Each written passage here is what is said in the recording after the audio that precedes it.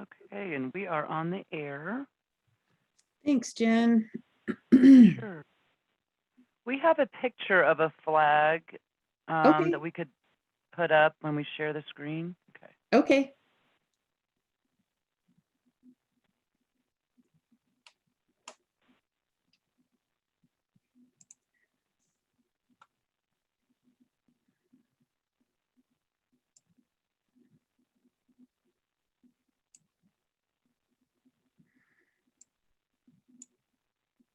Okay.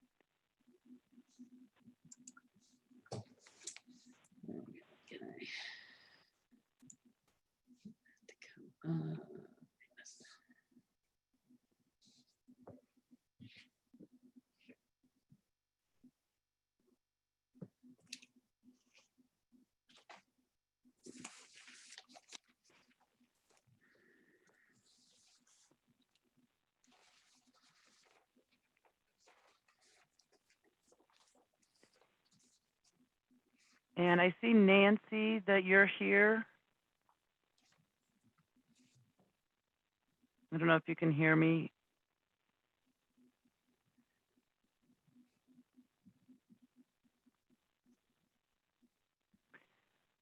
I don't know. She may want to speak under under audience business, Okay. and I can just promote her at that time. Okay. I thought I'd do it that way this time instead of having all of those extra people. Last time I automatically promoted them, which I thought would be fine. And it's up to you what you want. Just tell me what you want. But I figure I wait to see if they want to talk. I would rather that people use the chat feature to tell me if they want to make a public comment, even if it, either in audience business or as part of what we're talking about. But are you able to keep them muted until I actually call on them? Yes. Okay. And like Nancy, like the people that are attendees, they can't talk until we let them. Okay. But like you say, we can let them know. Maybe you can make an announcement like, if you want to speak, then send us a message in the chat. Right. And then I'll promote them or something Right. like that. Okay. I think that'll make it go smoother. Yeah. So Nancy? Can you hear me? Can you hear me? Yeah, we can hear you. Under chat, I see raise hand. Does that mean we just raise our hand? You can. Or you can just type a message and they're like, can I go ahead and make a comment now? Do you want to make a comment under audience business? I do. I had sent a letter to Ken Brown and he received it today. And so he said that it's strictly about the vacation rentals. Okay. Okay, so when audience business comes up, then I will have promoted you and then you'll be able to talk. Perfect. Thank you so much. So You're now welcome. if I go quiet, do I unmute my, oh, I see. I'm going to go ahead and mute you now just because the attendees are muted until they want to speak. And if you want to type us a message before that, I'll be keeping an eye out, and I'm sure Lynette will be too for the chat. Thanks. Thank you, girls. Okay. Thank you. Yeah.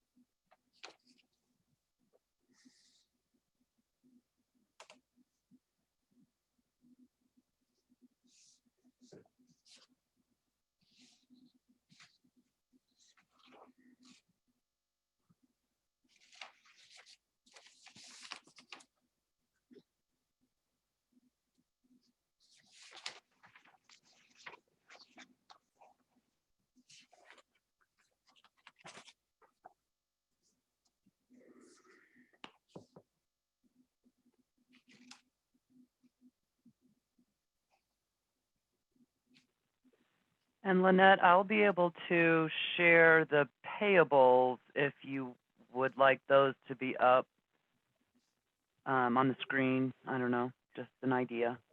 I think let's only share them up on the screen if any of the selectmen have not had a chance to look at them. Because we normally don't share them in a meeting. We're just looking at our list. Yeah, I was just thinking since they didn't get emailed out till today, it might be hard for them to look at them because it was emailed. So yeah, Right. like you say, if they have a question, just let me know and I'll pull it up. Right, okay. Okay. Let me see here.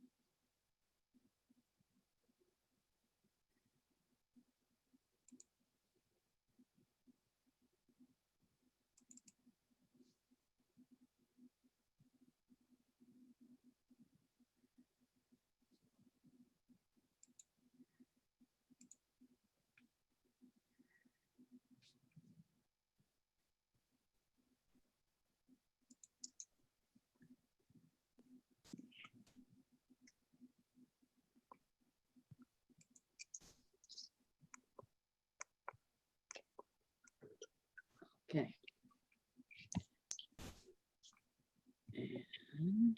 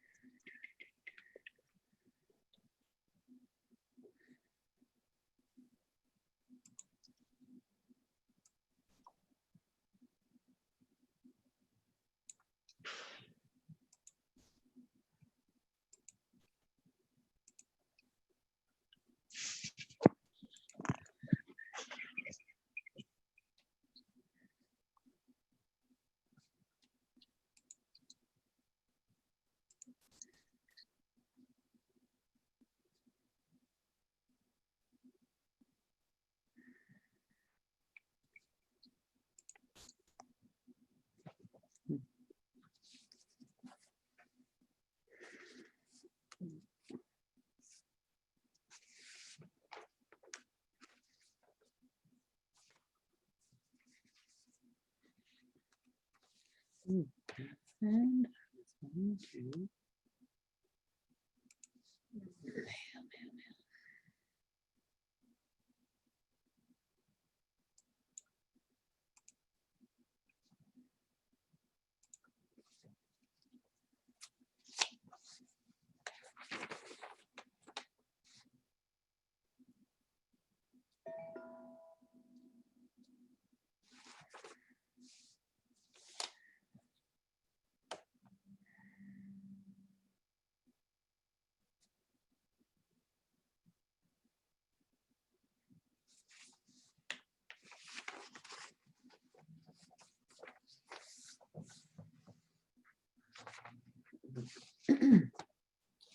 Um,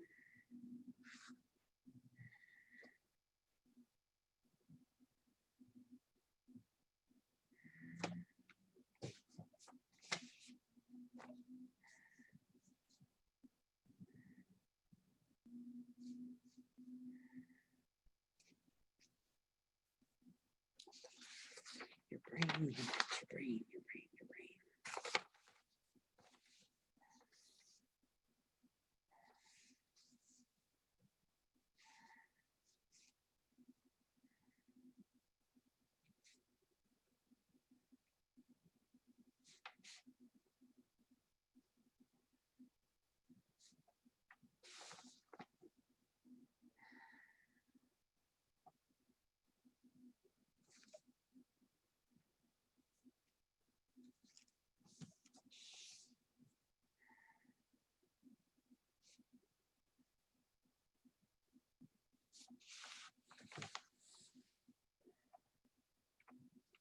What do you want?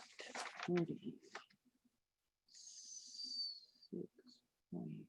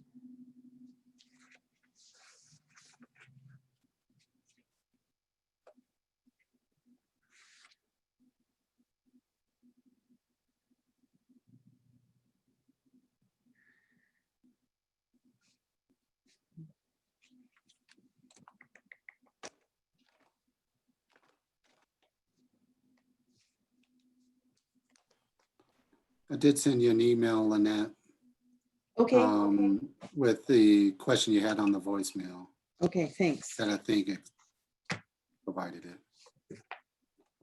If not, Cynthia will be able to do it pretty quick. And especially for the rest of the folks.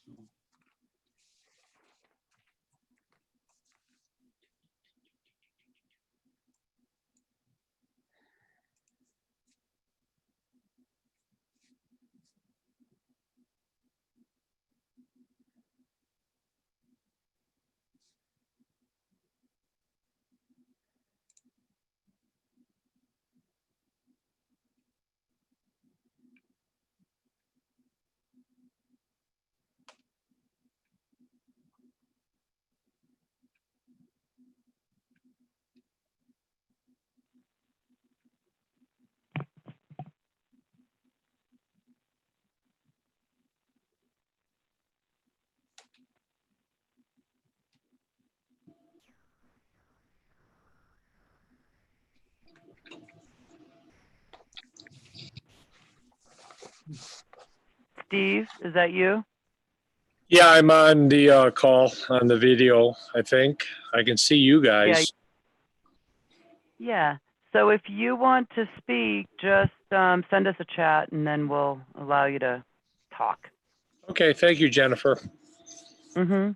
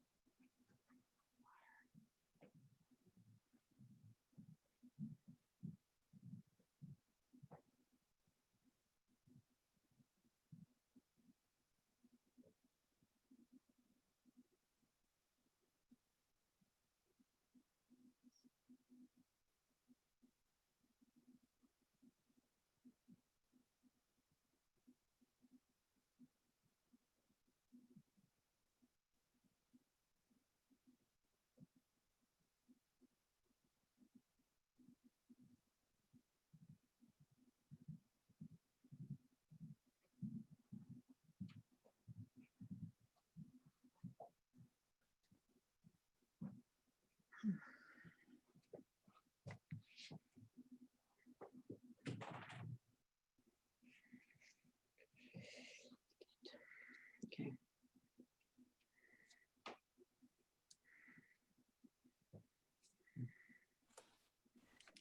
There's one other thing, Lynette. Mhm. The county commissioners had a discussion today regarding a mask requirement, Uh-huh. and they wanted input from the towns. I don't have an official communication, but actually I caught Bob Leffler as he was walking home and got a little more explanation of what they would want from the towns, and just handle that under staff as well. Okay. So, because their next meeting will be before our next meeting. So Yeah. they just want to know if the towns would be supportive, not really much more than that. Okay. If the county was to go ahead and put a mask requirement in place. So. Mhm.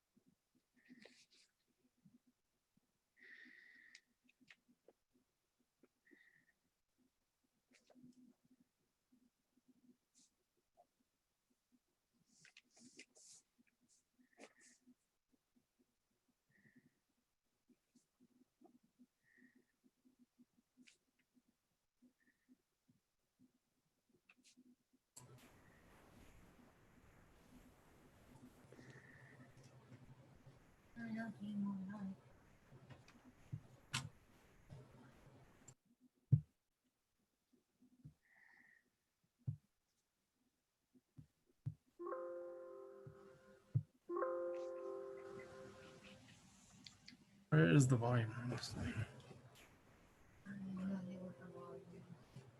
Function. Okay.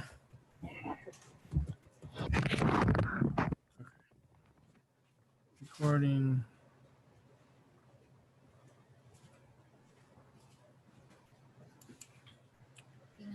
Wait a second. I got a microphones.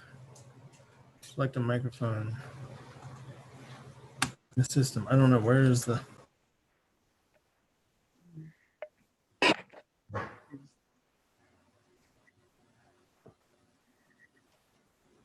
Hey, John.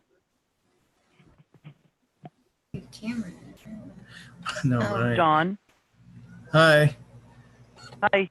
Hey, I'm going to leave you unless you want to have something to say. I'll leave you as an attendee. And if you want to say something, just type to us through the chat that you want to speak. Would that be all right? Or do you want to have your face up there? It doesn't matter. I mean, I'm still learning about the raising hands. I don't know. I never anticipate saying anything unless something crops up that I don't know. I'll just leave you where you can talk if you want to. And then I'll promote you up to the panelist at that point, if that's okay.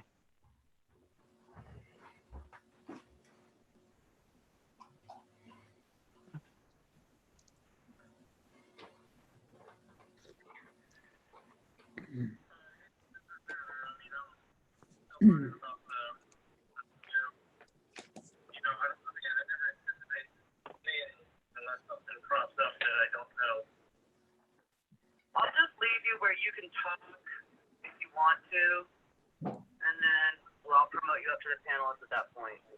Okay.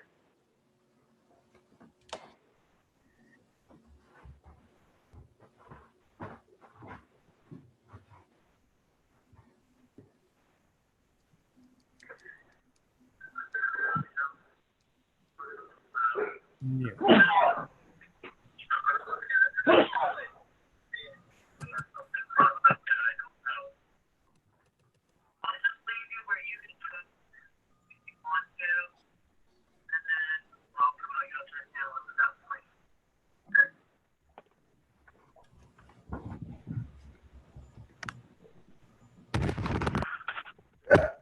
And I see that Anne Marie's here also. Anne Marie. Jennifer, this is Tim. I just signed on. Okay, thanks, Tim.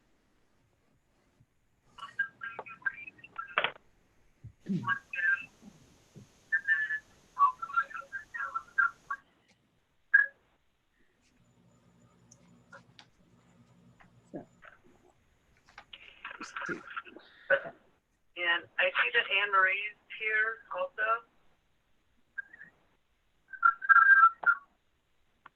Anne Marie. Jennifer, this is Tim. I just signed on. Okay, thanks, Tim. John, you might need to mute yourself because I can hear feedback from if you're watching it on the website. Watching. Are you watching like everything on the website? I don't know. I see people. Okay. Everything's not quiet then. on this end, so I don't know what that would be. Okay. Maybe it's not you. I'm sorry. That might have been me, Dead Jennifer. people. Okay. Susan. That must be Rob. Maybe.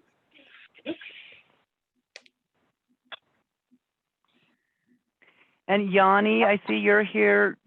Are you going to want to speak during audience business? Yes, please. Okay. Can you hear me, Jennifer? Yeah. Who's this talking? This is Gianni. Yes, I'd like to speak. Okay. So when audience business comes up, then I will promote you so you can talk. Okay, thank you. All right. Thanks.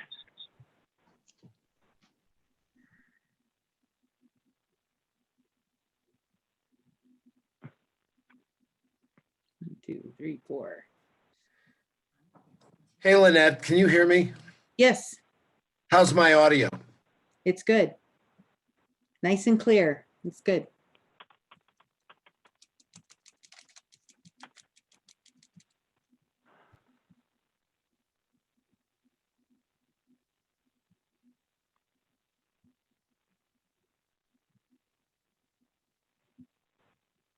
And Amanda, I see you're here too. So if you want to talk, let us know. Use the chat. I'll make an announcement. Okay. I was All right. not planning on talking tonight. I'm just, I'm a bystander tonight. Okay. Okay. Just wanted to make sure. Thanks. No worries. Thank you.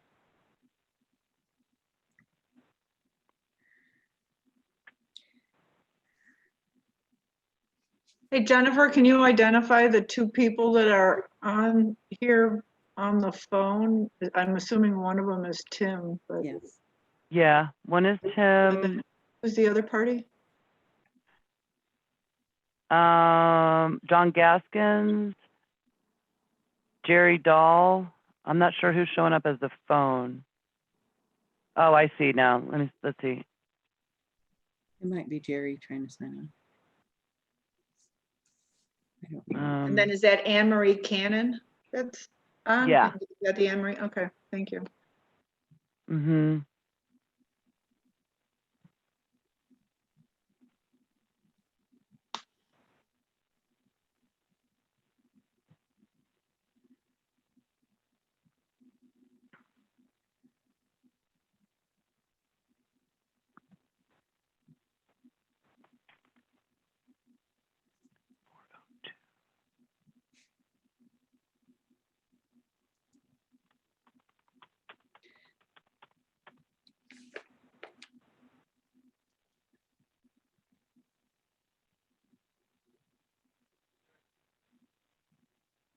Okay.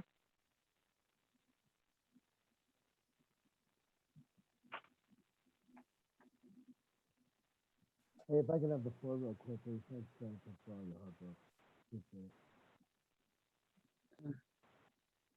There's Tim. There's Jerry. Hello. Hi there, Jerry. It's gonna rain down here. What's it like up there? Chilly, but not raining. Hey. My dog hates the thunder, so she's crammed under the table here.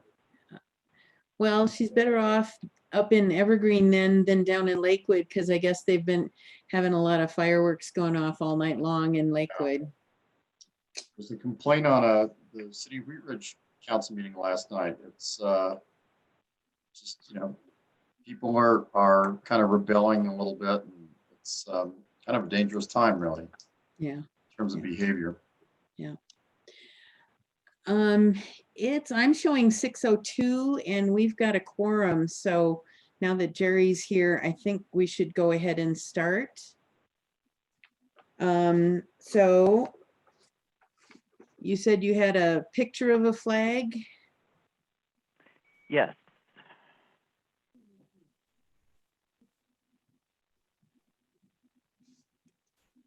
Okay. Would everyone please join me in the Pledge of Allegiance?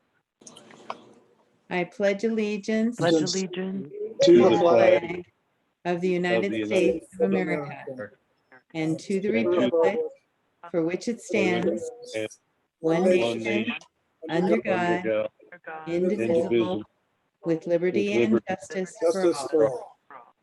Thank you. I would like to call the meeting of June 23rd, 2020 of the Georgetown Board of Selectmen to order at this time. And we'll do the roll call. I am Police Judge Lynette Kelsey. Rob Connell. Here. Keith Holmes. Here. John Jennings is not here yet. Paul Hingen is also not here yet. Mary. No, he is. He's right here. There you are. I'm here. He's on my You weren't screen. the last time I looked. All right, sorry. Okay, Paul Hingen is here. Mary Smith. Here. And Tim Allen. Here. Okay, wonderful. Just to clarify procedure, after discussing it with staff, Jennifer has the ability to mute everybody who is in our audience as an attendee. the rest of us have the ability to mute ourselves or unmute. When we come to audience business, she will unmute the people that she knows want to say something during audience business, and then she will mute them again. And during the meeting, if anybody would like to make a comment, please do so, let me know by using the chat feature, so that, and Jennifer and I will keep track of that, so that we know you want to comment on something. So agenda approval. I would like to add a discussion in new and unfinished business, kind of maybe under the heading of COVID-19 emergency resolution update, to reopen our discussion of the closure of 6th Street. And also the county commissioners would like a little bit of feedback from our board on our views on mask regulations, should it be required or recommended. So we'll talk about that. And then I would like to also do a census update on the self-reporting and where we stand as of last Friday. Anybody else have anything?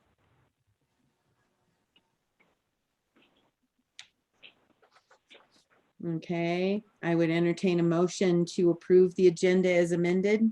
I'll make that motion. Second, It's been moved and seconded to approve the agenda as amended. All in favor, say aye. I, Aye. Any opposed? Motion carries. Audience business. Members of the audience have 5 minutes to present any matter of interest not already on the agenda. We have Nancy Hale, who wanted to say something. Okay.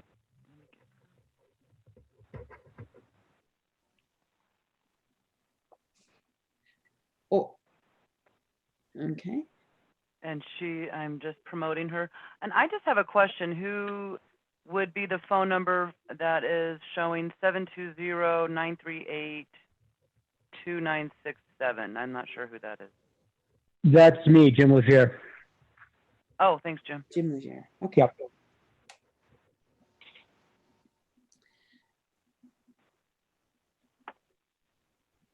Can you hear me? Now we can. Yes. Thank you, Nancy. Thank you. I would like to comment on 300 Taos Street as a vacation rental. And it's odd that this came up, because this was one house I honestly never thought would come up, because the family that lived there were so delighted to live there, and they so suddenly moved out. And so when I did receive that, I sat down and started thinking, because I've kept kind of notes on vacation rentals. And I've been a new member of DRC. And the one thing I think that DRC does so cleverly and well is the fact that they really look at Ward 1, Ward 2, Ward 3 in a very different way. So when you're in the historic core, you have certain guidelines that are nothing like the mill site or down in the meadows guidelines.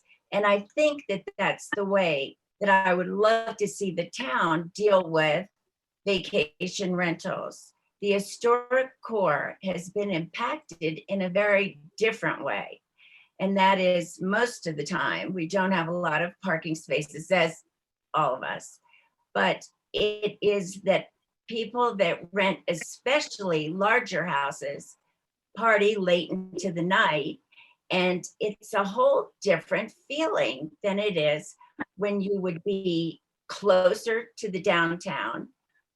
But when you're in this area up by the Centennial Mill, there really is it's a quiet area. And I realize that the Terrys have relinquished their license.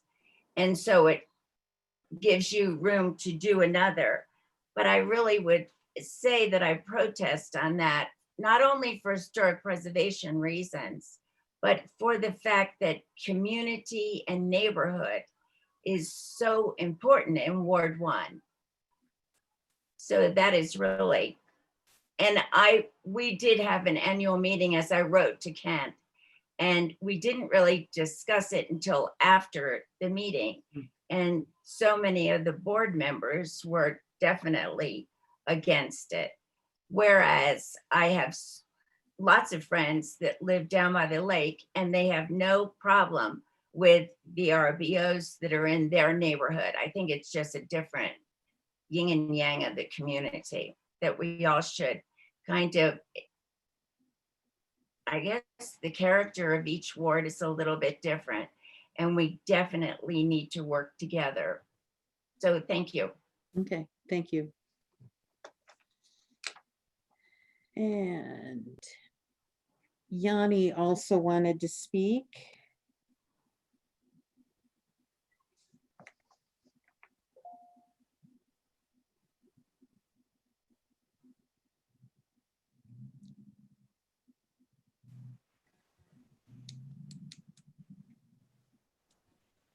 Are you there, Yanni? It looks like he's still muted. There he goes. Okay, There. I'm back. Can you hear me? Yes, I can. So Okay, go ahead and state your name. sure. Thank you, Lynette. My name's Yanni Tusimas, and I'd like to make a comment regarding the same topic that Nancy just did, 300 Taos. With I'm not sure the status of the application for the short-term rental, but I suppose I'll just tell you a brief little story and then finish with a comment regarding it. And it's all related to, in my opinion, community building or disbanding. And I think allowing this to continue like this is part of the disbandment.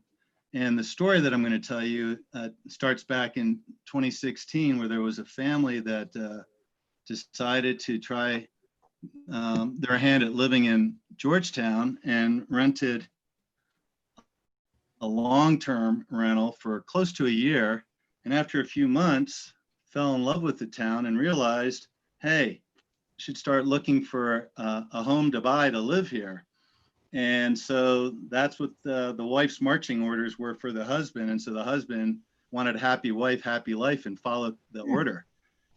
Well, that search for the home to buy ended up purchasing a home very close to the one on Taos that was, from my understanding, an Airbnb for several years. And when they didn't get their license renewed, the owners of the house decided to sell because it wasn't a quote good investment anymore for them, and they wanted to take their money elsewhere. And so that party house became a house to this family who put their children in the school and now live there, now live in Georgetown full time. And they're very, very happy about it. And that family happens to be mine. So had this home that we live in now continued to be an Airbnb, I probably wouldn't be talking to you, or maybe not talking to you, and we wouldn't be part of the community. So I really feel that there's, within our home here, there's so many homes that are Airbnbs that I don't know who my neighbors are, except for maybe 3 out of 10 houses, because they're always shifting and moving, and they're not really contributing to the community. They're contributing to the landlord's pockets, that's for sure. And also, as a school board member, we've had an attrition of students at GCS. We're down to about 85 from about 110. And it's a combination of factors, obviously, but if we could save some of these homes for people that can rent for long-term or actually own and live, would be, I think, beneficial to the fabric of living in Georgetown. I'm really not interested in becoming Beaver Creek. I'd like to stay Georgetown. So that's my comment. Thank you for your time. Thank you, Yanni. Anyone else wanting to make a comment during audience business?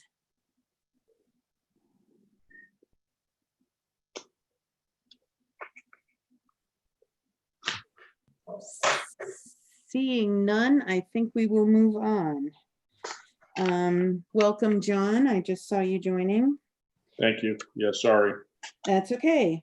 We'll move on to the payables. Did everybody get a chance to look at those? Mary sent those out this afternoon. Sorry about the delay, but it's always hard to catch up after you've been out of town.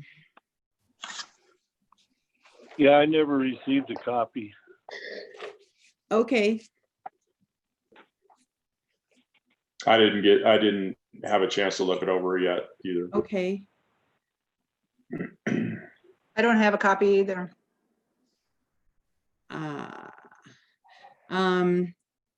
Jennifer, do you want to put them up on share screen and just Sure. give it everybody give it at least a quick glance?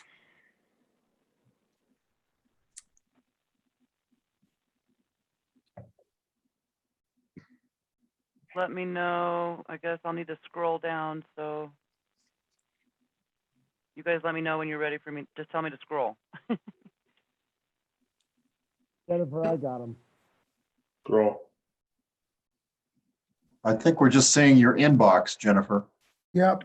Oh, you can't see the screen? You haven't opened up the scan, the actual. Yeah, I did. I paper. have opened it. Yeah. So hold on. Okay. We're, me see. we're looking at your me see. inbox right now. Okay, I was looking at the, let me try this. Okay, Sorry about that. that's okay. There it There is. it is. Beautiful. Okay, so Good here's job. the top.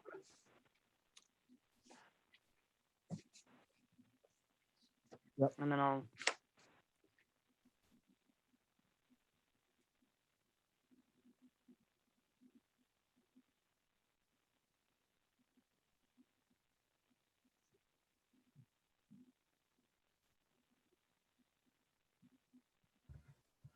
Ready? Yep. I'm Ready.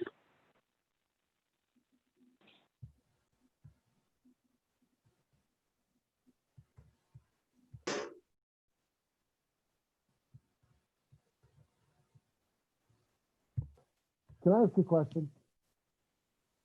Certainly. Yeah.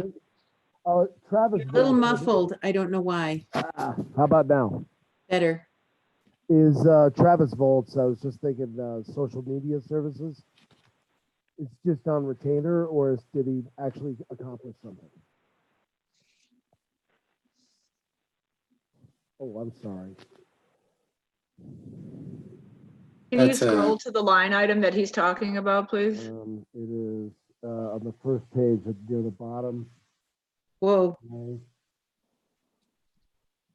It's not police department. Let's see. No, it's under That'd be town under- promotion. Under promotions towards the end usually then.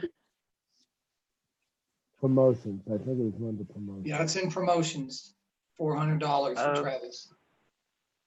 I don't, does someone know what page that's on, please? I think Keep it's, scrolling two. down. sorry, I'm Page 2, Jennifer. just doing it on my. Page 2, okay. Yeah, near the bottom.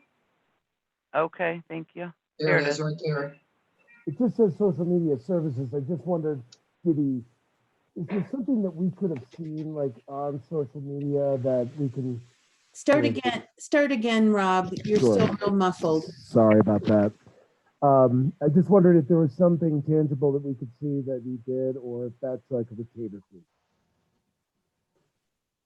I mean, he does give the business promotions a monthly update I could send to you. No, not necessarily. I just wondered if that was, just making sure it's legit. I might be able to answer that. We need somebody to handle social media stuff for our website and for promotions to make sure that it's kind of seamless when people write in or tweet or whatever to, keep us current. We can't just have volunteers do that because it just needs to happen like right away. And that's what he does. Nice. All right, great. That's awesome. Thanks. Can I ask a question kind of as a segue from that or an offshoot of that then, John? Is that service that he provides something that the events coordinator is going to eventually take over so that we're not So we just have more cohesive and one person on that? Is there a reason for both? I mean, I can see now she's still new, but isn't that a job she should take?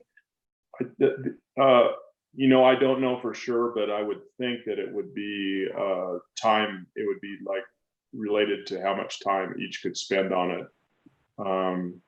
He sort of figured out with his contract what he was going to do a month, and that was like the $400 hours worth of work. And she's probably busy with other stuff. But I don't know for sure. Okay, sorry, probably not a good time to ask. No, it's all right. Thanks. Sure. You want to scroll some more, Jen? There you go.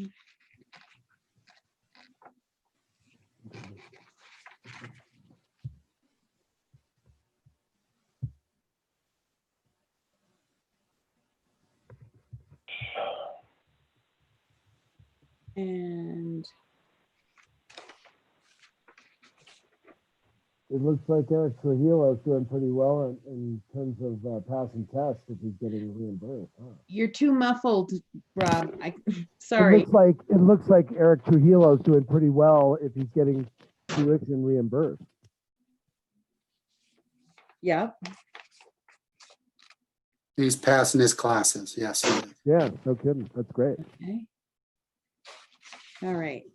So while you guys are reviewing the rest of the scrolling, under equipment in office, under administration, the KCG communications for the new phone system, are these monthly charges, or is this still part of the setup?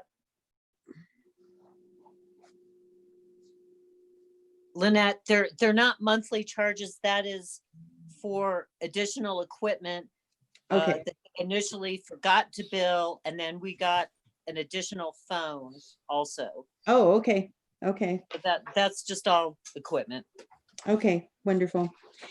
And then in sewer fund, in repairs lines, there is a check for a reimbursement for Les and Veronica Mays. Did we receive an itemized bill for that tells us what all that is for, or are we still waiting for that?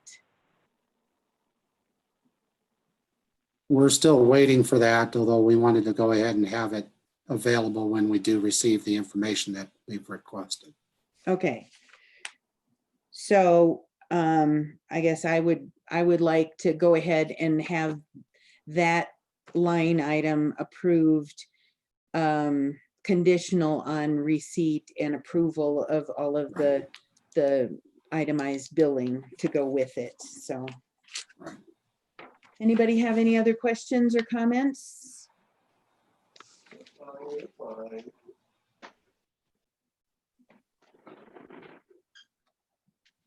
Okay. I'll make a motion to approve the payables as presented. So that motion was from Rob Connell. I'll second. And we have a motion to approve and a second. Any further discussion? All in favor, say aye. Aye. Aye. Any opposed? Motion passes. The minutes from our June 9th, 2020 meeting. Any comments, corrections, additions?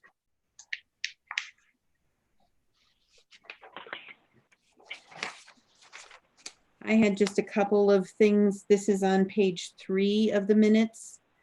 Under the food truck section, in the 3rd paragraph, there seems to be a break for a new sentence that shouldn't be a new sentence, the very last sentence. Oh, okay, yeah. So just X out the period and after purposes? Right. Okay. And then in the 4th paragraph, in the second to the last full sentence, full line, it says every in weeks, and I didn't know what you were meaning by that. And that is under the food truck still? Yeah. The And Quintana's that is giving which paragraph? I'm sorry. the fourth, under the motion, One? the Oh. Quintana's giving a Oh. report back just every week? Every week, yeah. Okay, Or every 2 weeks. Is it every week or every 2 weeks? My recollection I'll is have every to look. two. Yeah, that's Okay. what I was thinking too. okay, Every 2 weeks. all right. Okay. So that's all I had.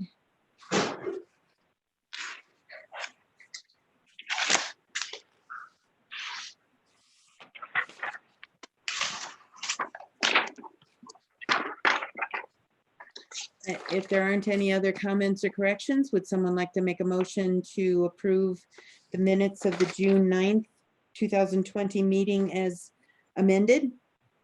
I'll make that motion. As amended. Is there a second?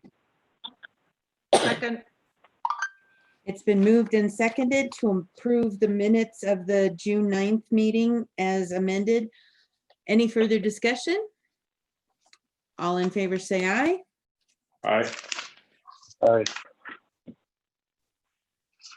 Any opposed? Motion passes. New and unfinished business, water and sewer EQR question for Lucha Cantina and Ophelia's due to the fire.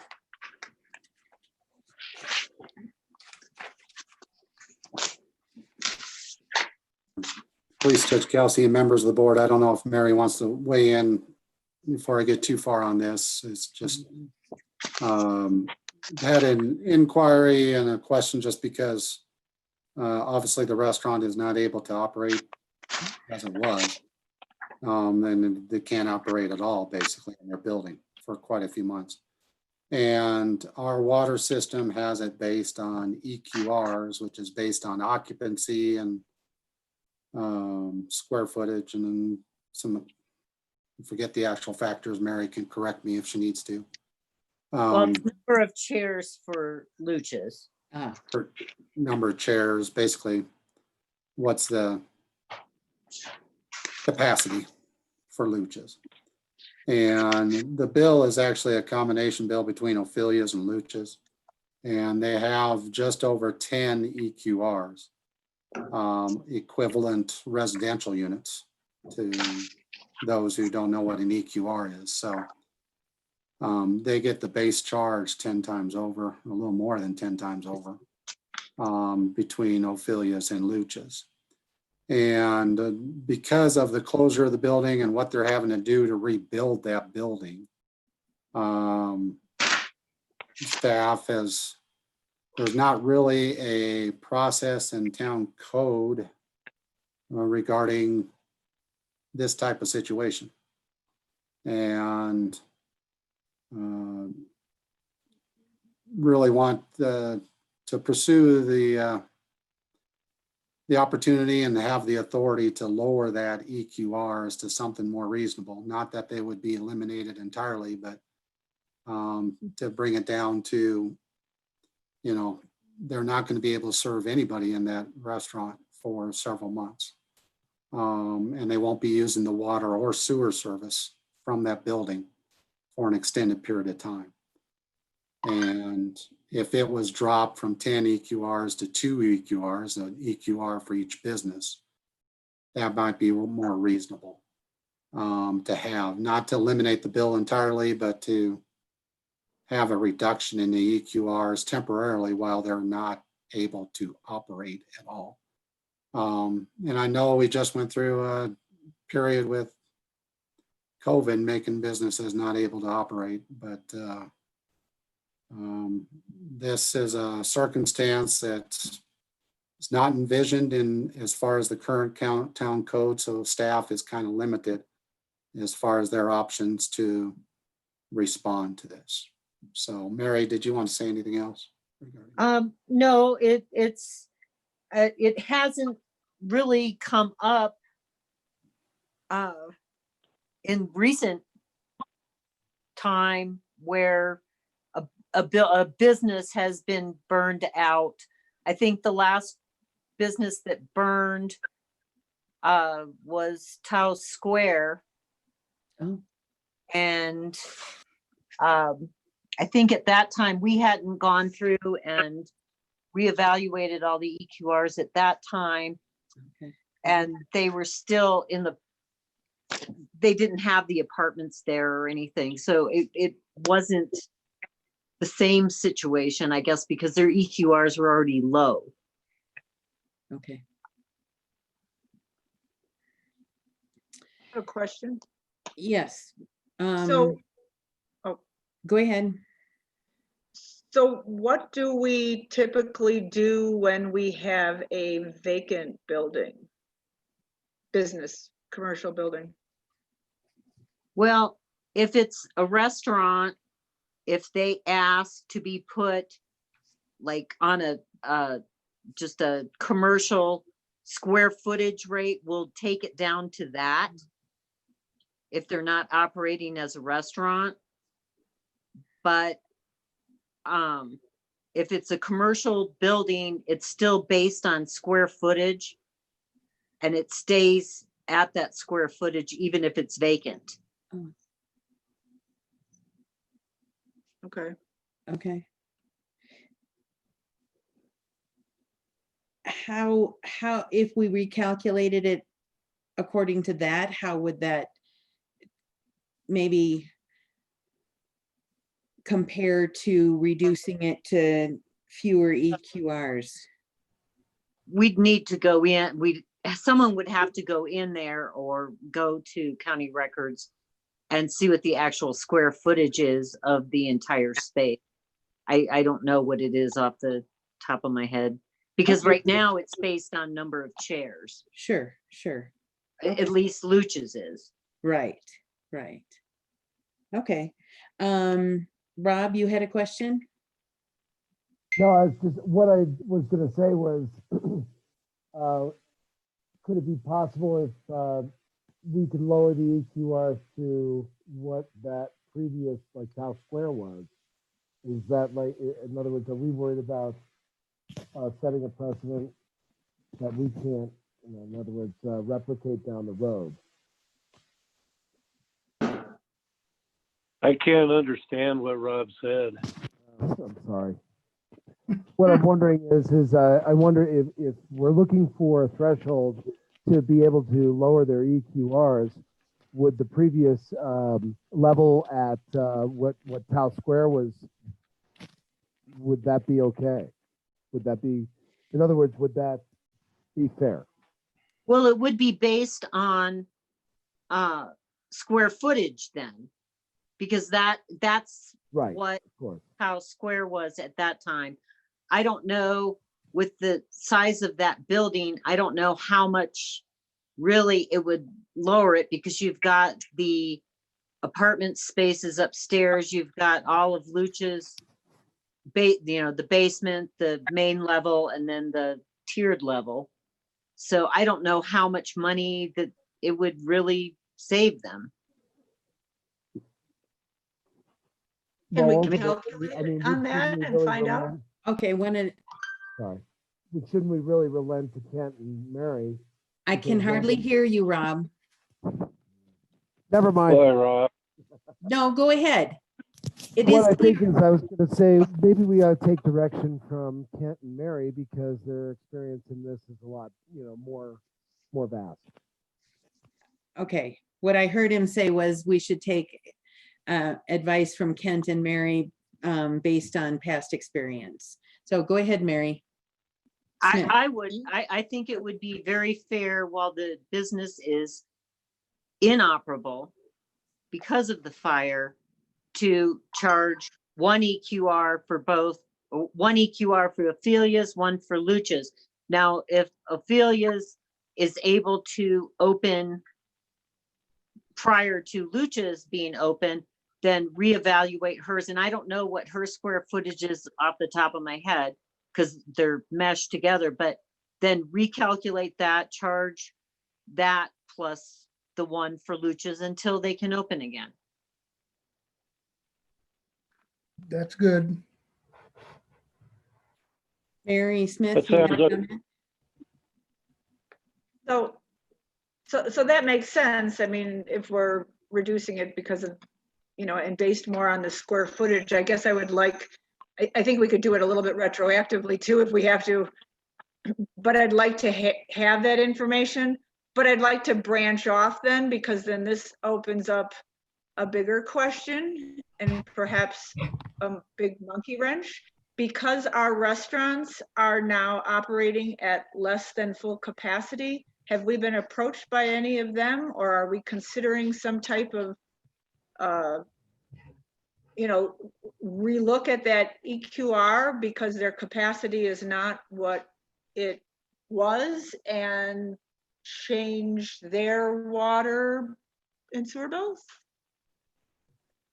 That's a valid Reduce them? question. That's a valid question.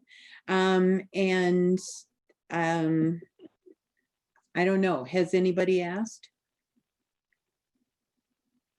Not That to question me. has not come up yet. Okay. Sorry, Mary. No, Um, that's fine. Go ahead, Mary Sims.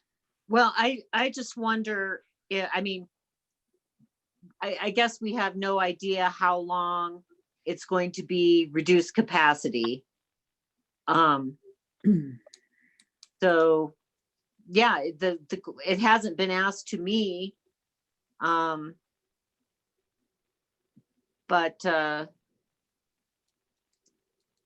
I guess that is a valid question. Sure, it is.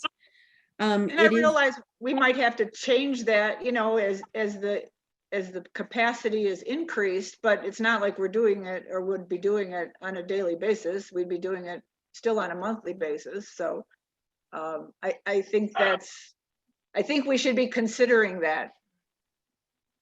But that doesn't really address the Lucha or finalize the Lucha's Ophelia's piece. So. Okay.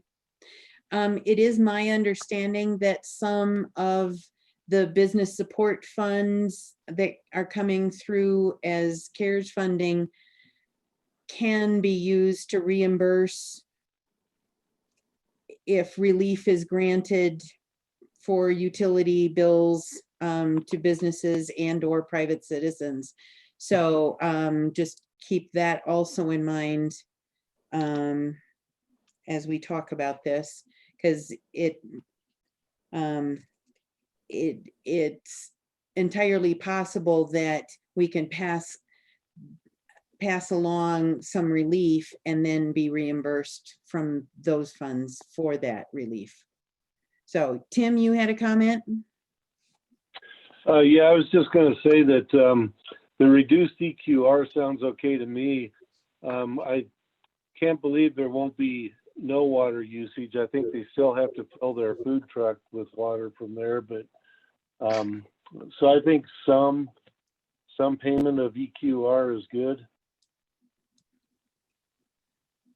Okay. I just wanted to, I mean, I don't know how much. Bring the mic up. I don't know how much you know about this. However, they are staging their food truck at the Dusty Rose across the street. So they may be getting their water from there, but that's I think you can make a valid point. Okay.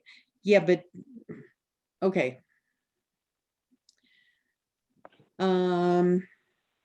So if I'm hearing everybody and I'm going through, it sounded like everybody was in favor of offering that kind of relief and settling on the number of 2 EQRs was probably the easiest at this point, and it seems pretty fair. So do we need a motion to that effect? I'll make that motion. I'll second. Okay, it's been moved and seconded to offer Lucha Cantina and Ophelia's relief on their water and sewer bill to reduce their EQRs to 1 EQR per each business. Any further discussion? Lynette, I have a quick question. Yes, ma'am. Is that just starting for the current month, or is it retroactive back at all? There does need to be a time frame Okay. here, and it probably should be pretty clear, because what I am concerned about, as I'm sure the board is, there's 10 or 12 different fact patterns out there of people's different businesses, levels of use of water and sewer. And you go down a tricky road when you start adjusting. It's at least a bright line that there was a fire,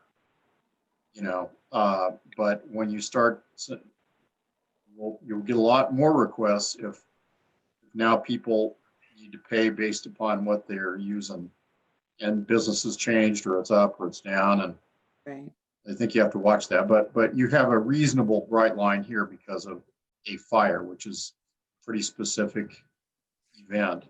But I think Mary needs a start date and probably an end date, which could be extended by the board, but I'd be inclined to suggest a pretty short end date, and then you look at it again rather than guessing how long you're going to reduce it for. Take a short period of time. The staff can bring back to you a request to extend on a month-to-month basis. When were we asked to consider this? When did they propose this to us? I want to say it was the beginning of June when I talked to Julia. Okay. I don't know if she talked to you prior to that, Kent. Yeah, it was about the same time frame. Okay. I mean, So go ahead. I'd be comfortable if it's just effective now that we've passed it. We're only talking a couple of weeks here. That can be effective now. You could make it effective the date of the fire, prorated forward that month and then the next month. Because you know what the date of the fire is. Remind me, please, what that date was. It was May 15th. Thank you. I think there's a difference, though, when we're considering something like this that was beyond their control. And as Jerry was, inferring, where some of these businesses might be doing something by choice as opposed to by mandate or other situations. Well, and although businesses were semi-closed, there were some that were still doing exactly internet orders. If it was merchandise, they were still doing curbside pickup and takeout if it was a restaurant. So that blurs the line, whereas in this case, it was a definite fire ceased their ability to operate. So am I hearing take it back to the 1st of June or take it back to the date of the fire? 1st of June. I would say 1st of June's fine. Has everybody just taken a look at your chat too, so that you hear the audience comments on some of these or are aware of them? I don't see the audience chat. But there's just, if you hit your chat, you can see some feedback from one of our audience members. Yeah. Do you want me to read it? I will read it. It's a comment from Kevin Kuharik, and it says, I think businesses would appreciate if the town would be proactive about reducing EQRs, since businesses are in survival mode and may not have the time or capacity to ask these questions. Think of the businesses as customers. So I think you could probably look at their water usage too as a before and after sort of guidelines, see if they actually are using less water. If they've been running, takeout business, they might be using just as much water. Well, at the moment, the motion in front of you is just on Ophelia's and Lucha's. I realize it's a larger discussion about I, how you start charging less for the entire system. Remembering, of course, on that larger discussion that you're expected to have that system up and running every day, always, whether there's a fire, whether there isn't, whether there's COVID, whether there isn't. And that's something people, depend upon. And of course, the revenues to that utility are needed to be able to provide that. It's not like the town's costs go down with the amount of demand per se on the system. That's me kind of talking about the larger policy question. But the motion in front of you is just Luch's and Ophelia's for a defined period of time For the moment. that you haven't defined yet. So you just need to pick a date and get that done. Keith, you want to amend your motion? You're mute. Yes, let's amend that specifically for Lucha's and Ophelia's to begin on June 1. And what would you like for an end date? Why don't we make it, Their estimate of repairs wasn't it like 6 to 9 months? well, why don't we put it in August? August, or, I mean. August 1st, and the board at its second meeting in July can get a new update. And you may do that several times, and there's absolutely no harm in that. Okay. That way you can keep a finger on the pulse of its progress. Okay, sounds So I'll good. second that one. Okay. It has been moved and seconded to approve the reduction of the number of EQRs charged to Lucha Cantina and Ophelia's from just over 10 to down to 1 per business, so a total of 2 for the period from June 1st to August 1st. Any further discussion? All in favor say aye. Aye. Any opposed? Motion passes. Thank you. On the larger question, do we want to invite people to give us some feedback for a future meeting? Do we Well, want? I think Jerry's point about maintaining the system, we really need to watch that because we don't want to bankrupt our system. But if there's some questions about maybe reducing some things, we could also look at water usage again and just see what's actually happening out there. Right. So, I agree.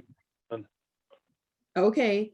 The thing I would also point out though, is that there are probably a lot of just, single family households that don't use the full base amount that they're being charged. So it becomes kind of squishy if you're starting to try and base your charges on just usage alone, because the whole reason behind doing an EQR system was to even things out and to be able to have dependable amounts of income to support the cost of running the system. I think also what you're also trying to say is it's economy. Bring the mic up. It's always economies of scale. People down in Denver pay a lot less because there are a lot more people, but they also have a lot less quality of water. However, up here, you only have a select few of people, so it does cost money to run this system. You just have to, and that's basically how they figure out your EQR. But that's also a choice that individuals are making, that I'm not running the tap constantly at my house or using my max, or if I'm only here part-time, again, that's my choice that I'm only here part-time. And I'm going to heat my house so that my pipes don't freeze, either. So, again, I think what's happened over the last couple of months and the impact on some businesses needs to at least be considered, and, yeah, if Well, they're not agreed. asking, I agree. whatever, but. I think staff can put together some information, just general information. I wouldn't want it to become a free-for-all about all kinds of questions asked, but at least, okay, what's some criteria that we can put together and to be able to have some sort of discussion. Okay, appreciate it, Kent. All right, moving on. We have CARES funding. And what's in your packet. So there was a draft of how the funding is proposed to be split and divvied up and used. What we are needing, however, right at this meeting, that was to give you an idea of what's being discussed. What we need from this meeting, however, is an approval that authorizes me. I'm serving on that smaller group, and so is Kent, that to meet all of the deadlines in this funding program, we have to come up with an agreement with the other jurisdictions in the county by June 30th. And this is our last meeting before that date. And because things haven't been decided, what we're asked to give Kent and I is authorization to sign an agreement that allows us to do the negotiation about this.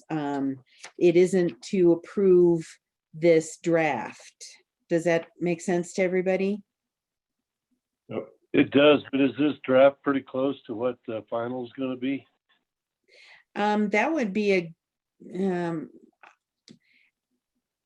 well, this is a second draft, and it's quite a bit different from the first. I don't know.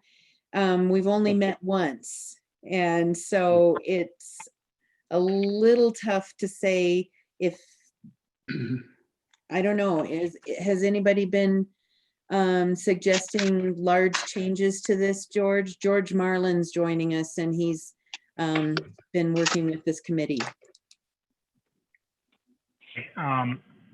Yeah, I have not heard from any of the other jurisdictions about large changes, except for my own. Okay. And so as we continue to evaluate our own COVID-related costs, the number for county costs keeps growing. We're now at $256,000. And so my board has become a little bit uncomfortable with if we find that CARES funding is the only source for what is about $160-ish thousand in human resources costs. I plan to ask if we can write into this agreement that if we find that we can't find any other source, that we use that for, that we use this money for that, or a portion of it. Now that's something that, you know, I plan on bringing to this meeting tomorrow, and I hate to, I'm not trying to surprise you guys with it today, but I do think that there's, you know, there's still cause for negotiation, and, you know, the county in good faith is having a meeting with FEMA tomorrow to try to wrap our heads around that. It could be that by the meeting tomorrow, we don't have to have that ask on the table. And I think what it would look like is that we would hold more money in the reserve, so that in the case that we need to seek reimbursement for some of these costs that are pretty astronomical, we have the ability to do so. Mm-hmm. And so I hate to throw that curveball at you, but and thanks, Kent, for letting me in the meeting, because I wanted to sort of full disclosure. I didn't want you, Lynette, to sit here and say, oh yeah, it's not going to change at all, and then catch a surprise tomorrow. Right. Any other questions, comments? Yes, John. I'm comfortable with Lynette and Kent kind of negotiating what what they think is fair.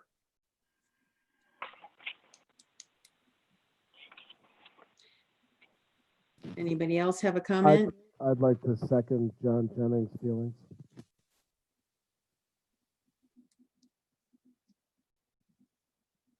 I agree with John. Okay.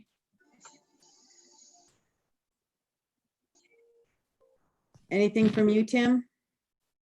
Yeah, I'm gonna agree with John. Okay, great. I'll go for it. All right. How about you, Mary?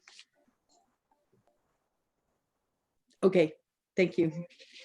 Probably need a motion on this. I'll make I it. know you don't want me to read it.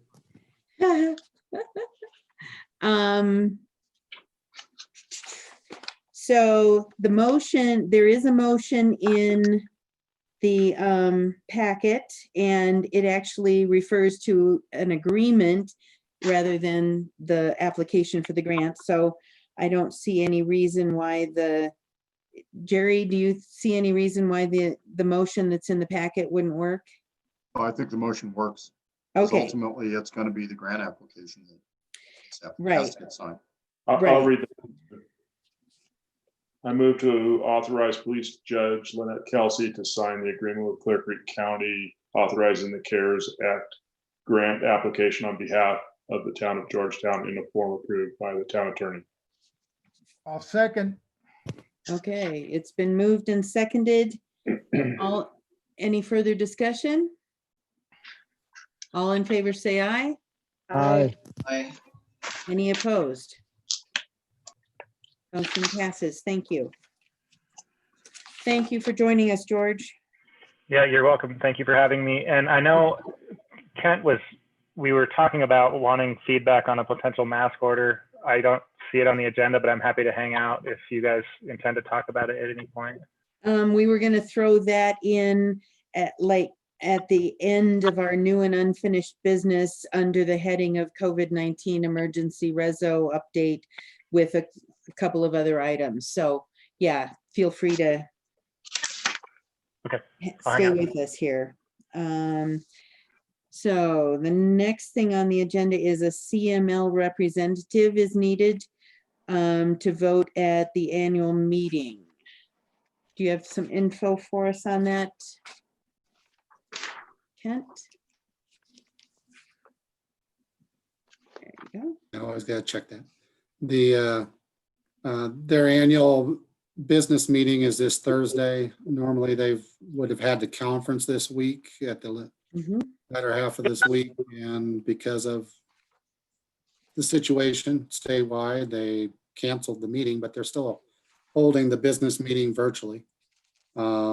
A lot of times at the statewide conference, you designate the town administrator to be provide the vote for the town of Georgetown to the business meeting, and then just would request the board do that officially unless one of you have a great desire to join the CML business meeting by Zoom. So, or by whatever method that they choose. I don't know whether, I think it's probably going to be one of the other methods or one of the other software providers, but. Okay. I was hoping, Kent, that you'd be able to attend on our behalf. Yes.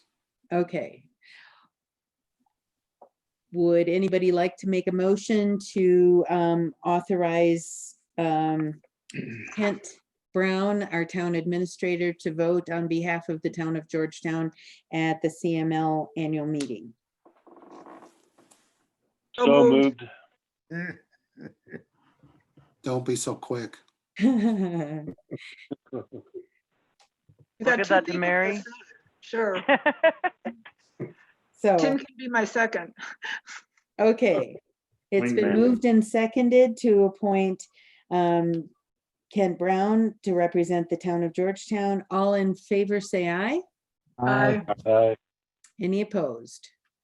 Motion passes. Thank you. So next, the COVID-19 emergency resolution update. Let's go ahead and talk about the masks first, since George is sticking with us for a bit. Don't need to necessarily make him wait through the other discussion. So most jurisdictions are currently discussing whether to just encourage mask wearing, to require it. How do you phrase it? It's being done differently all over the state and all over the country. So, and the county commissioners just wanted some feedback from all of us. They've put together a campaign. I don't know if you all saw it. There's a flyer that says Clear Creek County, stay the course. It's got a really eye-catching logo, and it explains that we're trying to stay healthy, we're trying to keep our visitors healthy, and then down at the bottom it's got three. It's got the wearing the mask, keeping the distance, social distance, and it's also got hand washing. And so the idea is to promote a culture that accepts it more. I'm hearing mixed feedback from some of the merchants downtown that when they're asking people to wear masks, most people are pretty receptive and cooperative. Not very many are refusing, and which I find really good. It's a little bit different when you're outside on the street. Just wanted to open that up for discussion. George, did you want to say anything at this point? Yeah, thank you. So it's something we've kind of talked about intermittently since about April. It was recently kind of brought to our attention by a number of our constituents, some from Georgetown, some from Idaho Springs, some from, unincorporated Clear Creek County. And so just sort of two facts that I think anecdotally, our staff has been just observing the downtowns and estimates mask use, compliance with the mask use recommendation at about 20%. We know that, we believe that we need to get higher than that. We also, in our variance request, the estimate from the state of the amount of unconnected cases in Clear Creek County that our public health can effectively suppress through contact tracing and everything is 3. So our margin for error is pretty thin. And so we're taking a hard look at this. A fact that actually your own Carolyn Hone brought up was that 70% of potential travelers want information about the policies in the areas they're considering visiting. And so I do think there's a direct relation to tourism volume here. But again, I mean, we don't, the power to, impose a mask rule is certainly not something that I am comfortable having or using. And it's something that we want to hear from the towns about. We want to hear from the business community about. What we've asked our staff to do is bring back kind of 3 pieces of information to us for a meeting on the 7th, which is what are the different types of mask rules around the state? And, so what are our options there? We want some dialogue with some counties who've chosen not to use a face mask order. Notable among those is Jefferson County. Jefferson County has a really robust public health function, and we want to know their reasons why. And then we want to obtain better data about compliance. So I know I volunteered myself to maybe sit in a friendly retailer's shop for an hour on a weekend and just kind of do some counting so that we have better than anecdotal data. And then we're going to take all that information and the feedback from you and the feedback from the business community and make a decision on the 7th. So I'm happy to hear what you guys think, and I'll be taking notes and bring it back. To add to what George just said, there are some variances that were approved by the state Board of Health, and there are conditions in those variances that require re-evaluation if Clear Creek County has 3 new cases in a 2-week period. And at that point, they would reevaluate and figure out whether the variances could continue or do they have to be withdrawn. And if my understanding that those are for like outdoor recreation and the train and rafting, all very, very vital summer industries up here, and 3 cases in 2 weeks could happen really fast. And I would really hate to have to start closing things back down again, because we've had a lot of visitors. People are eager to come into the mountains, and here we are having more cases, which aside from having the cases themselves, it also puts a burden on our public health and the health care that we can offer at the county level. So I want to emphasize that I'm in favor of at least a strong encouragement, if not a requirement. What goes kind of hand in hand is, what do you do to enforce that? And how does it affect our police force? And if I'm not mistaken, most jurisdictions are taking the stand that no, their police are not on call, ready to leap into action to force people into masks. It's more of a try and do this as public education and encouraging the culture to accept it more readily. So I open up discussion. Let's hear from the board first, and then we've got a few people in our audience that also want to comment. So anybody from the board want to chime in? Keith. So call me crazy, but let's make it mandatory, or take a mandatory stance, and then we can enforce as necessary. Okay.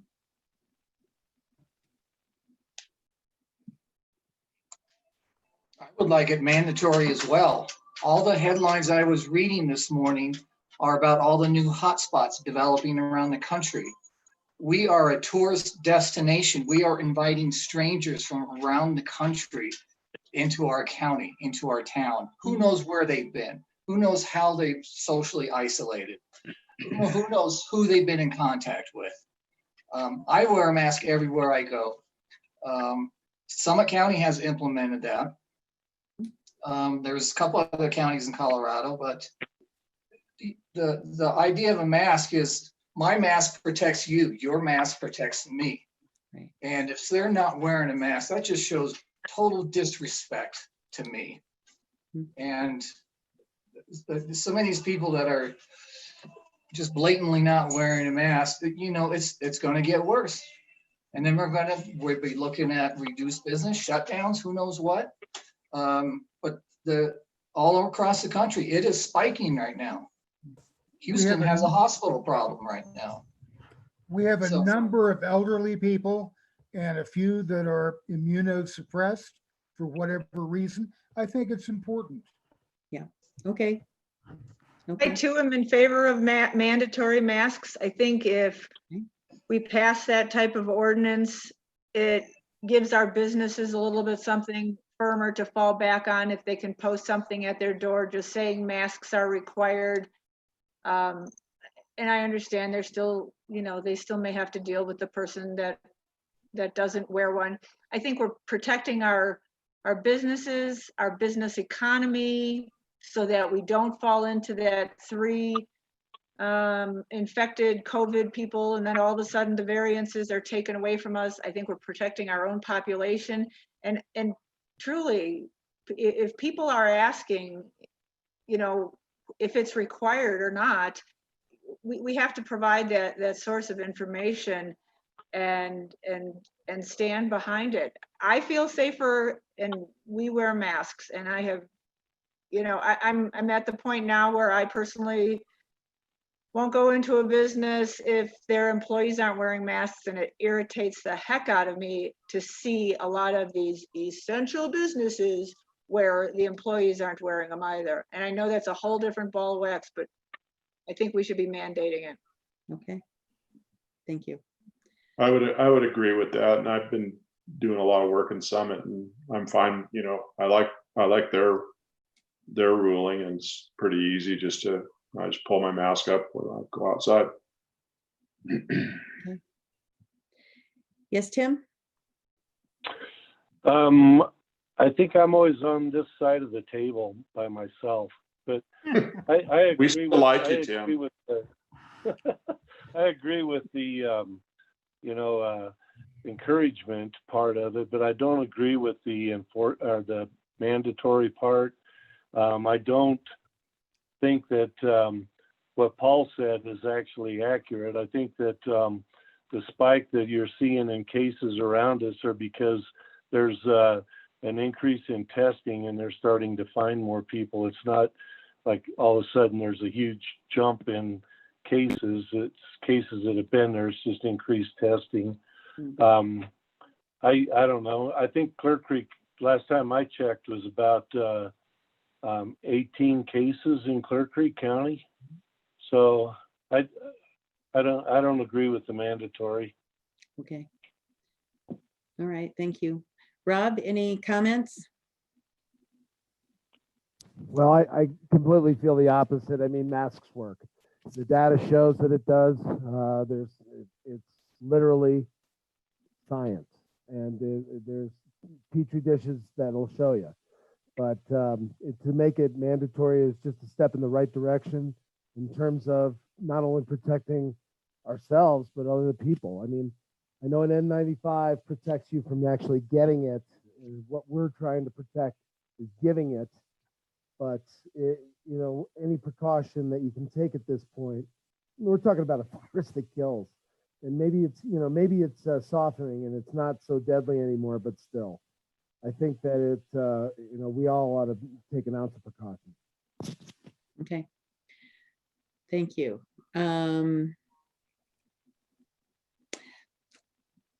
Marshall Williams, any comments?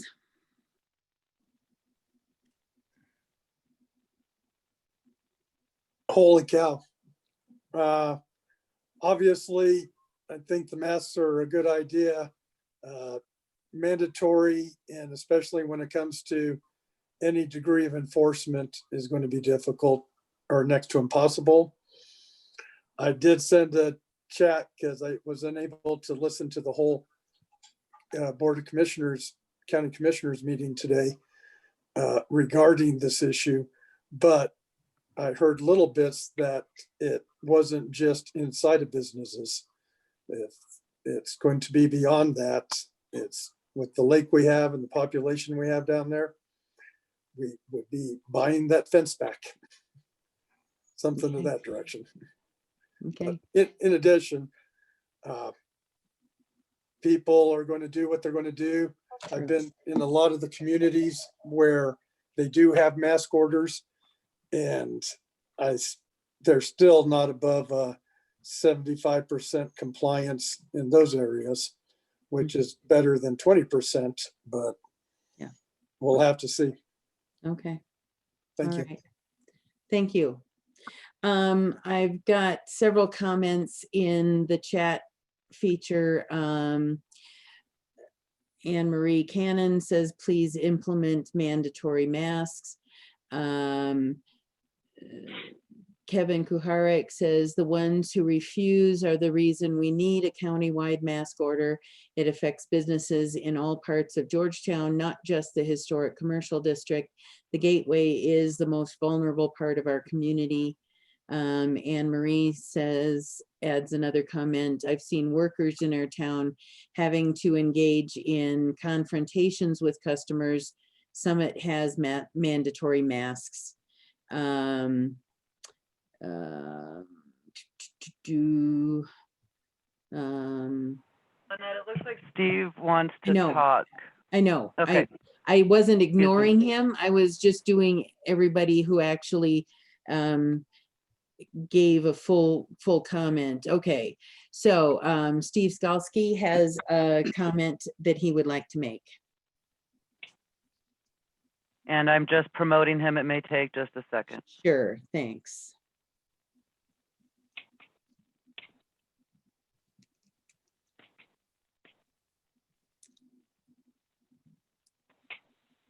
Sorry, I was being busy being promoted. Thank you, Jennifer. I do want to make a comment. My compliance on masks in my business is over 75%. And the reason why it is because my staff has exhaustedly required people to have masks. And when they're not being really rude about it, we'll give them a mask. If they're being rude about it, we'll let them leave the business, which we've turned a lot of business away. The governor's guidance to restaurants and breweries such as ours is for us not to challenge customers, but to refer them to the local authorities if they're not complying. And so we're in a somewhat of a conundrum because I fully respect and understand police marshal's position, but in specifically to Selectman Tim's comment, we cannot be the ones offering to people the gray matter of whether or not they're required to wear a mask or not wear a mask. We need the governor of the state to require it. We need all the town and the county to require it as well to give us a little bit of help to protect our customers and protect our community. And I will say that one of our biggest offenders is local people. They come in, they feel privileged, and they don't wear a mask, and they give us an incredible hard time when our staff is trying to say, please wear a mask. And that's unacceptable. In 3 years, I've 86'd one person from the brewery. And in the past week, I've 86'd 5 people for attitude and for disrespecting our staff. Our staff's tired, they're fatigued.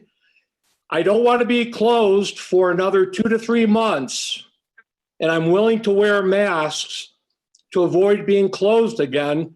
So I'm asking the county commissioners, and I'm also asking the governor to please put this in place so I can put a sign up so Randy's got a little bit of leverage when he comes and he can kick someone out and we don't have to have our staff do it.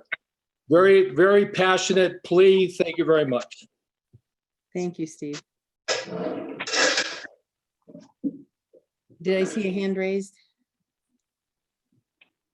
No. Just for clarification, I'm of course for this.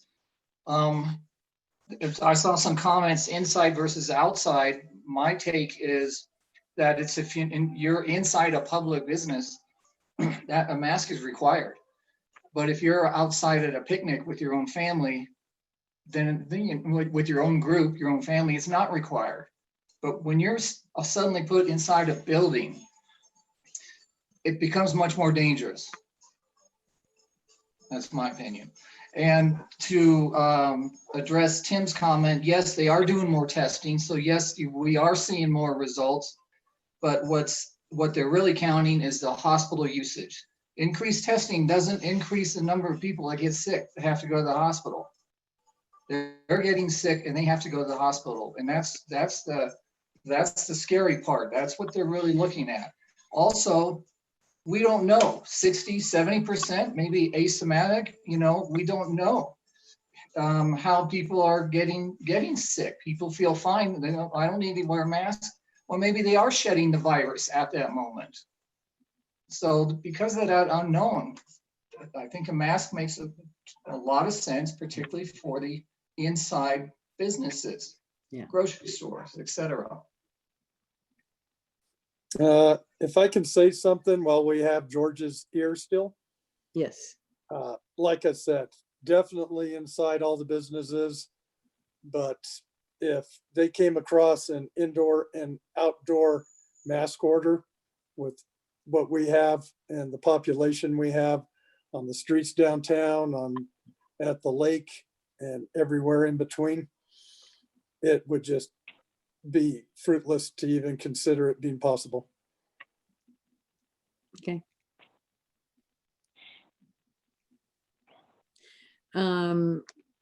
George had offered a comment that said a mask order could be designed to include inside or outside. Feedback along those lines now or later would be helpful. And there's a email address for Beth Luther if you want to send comments there. And then our other officer, John Gaskins, said, I would agree that police do not have the resources to enforce and would be better left to the businesses to deny service for failure to comply. So. Lynette, I'd Yes. like to make another comment. Please.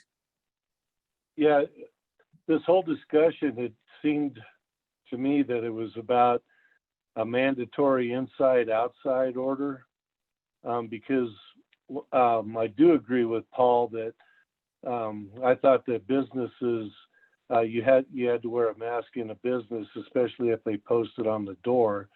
So I was under the assumption that it's inside, outside. I don't agree with outside. Okay. I wanted to make that clarification. Okay. So, all right. So is that something we want to take action on tonight? Is it, or do we want to work up a motion for our next meeting? Do we want to limit the mask make it mandatory, but inside businesses, and then recommended outside? Now, How far do you want to go? Jerry has a comment. just structurally here, it might be useful to find out what it is that the county wants to hear from the board tonight. As I understand it, from a timing standpoint, next time this board meets will be after, am I right, George? The Board of County Commissioners is going to look at this again. So I'm suspecting there are probably two different kinds of action items for the board. One is what kind of feedback are we giving the county? And maybe George has gotten a fair amount of it just, by virtue of listening to this discussion, which is helpful in terms of what the county ought to be doing. But then door number two, or action item number two, is what, if anything, should the town do? And that ranges from what you might want to do is just sort of finish item one, which maybe you have. George has heard what the various views, not only the board, but some of the townspeople and business owners. In terms of what you can do, you've got a range, of course, from no action, rely on the state's public health orders, which are pretty detailed for inside businesses. That's door one. Door two, a resolution strongly encouraging masks or requiring masks, but without an enforcement context in a bunch of jurisdictions around the state. And metro area, I've written some of them for some of my other clients have done that. And door three would be a mask order that has enforcement power, understanding the difficulty and practice of executing that, as the Randy Williams has mentioned. So that's kind of your three doors, no action, strongly encourage, require locally. Okay. I'd like to see us move forward on this, especially on this is a timely issue. We're looking at a 4th of July holiday coming up in a couple of weeks. I mean, we all know the calendar. We're trying to encourage people to come back here and to be practicing the social distancing, but we want our town open for business. The sooner we do this and give our businesses and our residents and our visitors some, security in coming here. Estes Park has got signs posted outside on their streets, alerting people, we can, I know we've talked signs to death here. And I agree, the police aren't going to be called on every 911 isn't going to get called because somebody doesn't have a mask on. But when they refuse to leave the business or it's indicated that they're not welcome, and then it goes a step further, I think the businesses would feel more comfortable knowing then they have that next step. But no, I certainly don't expect Randy, John, or Jim, or any of those guys to be going up to people and be the mask police. I think that's unrealistic. So, but I support us doing it at least inside every business, every commercial area, whatever. And I think we should make that motion and move on that tonight. And then that sends the message to the county where we stand. Could it be possible though, if we could get like something like this, like a lot of these to give to like. Bring the mic back up. The businesses. Is there any way that we, I don't know what kind of an expense we're looking at, but is there any way that we can supply local businesses with those paper masks that are disposable? Where did Kent go? There he is. While we're waiting for him, I will say that one of the cities I represent has done a strongly encourage mask resolution. I know.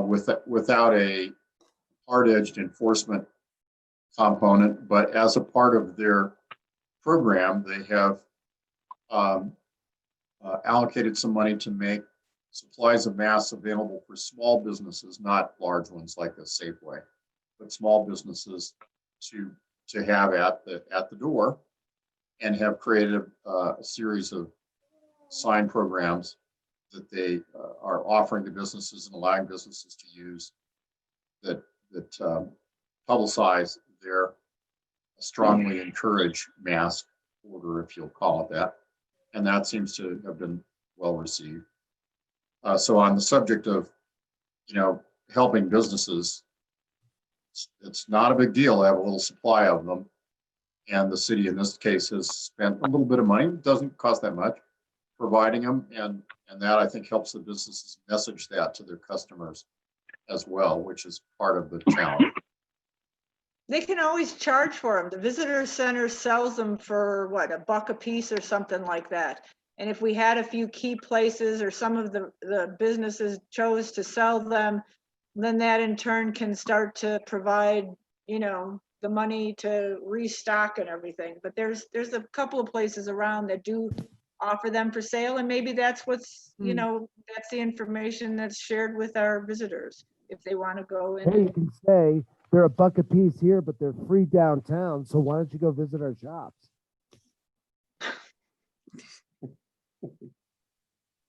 Not a bad idea. Not a bad idea, but. So there's another comment here from Kevin Kuharik.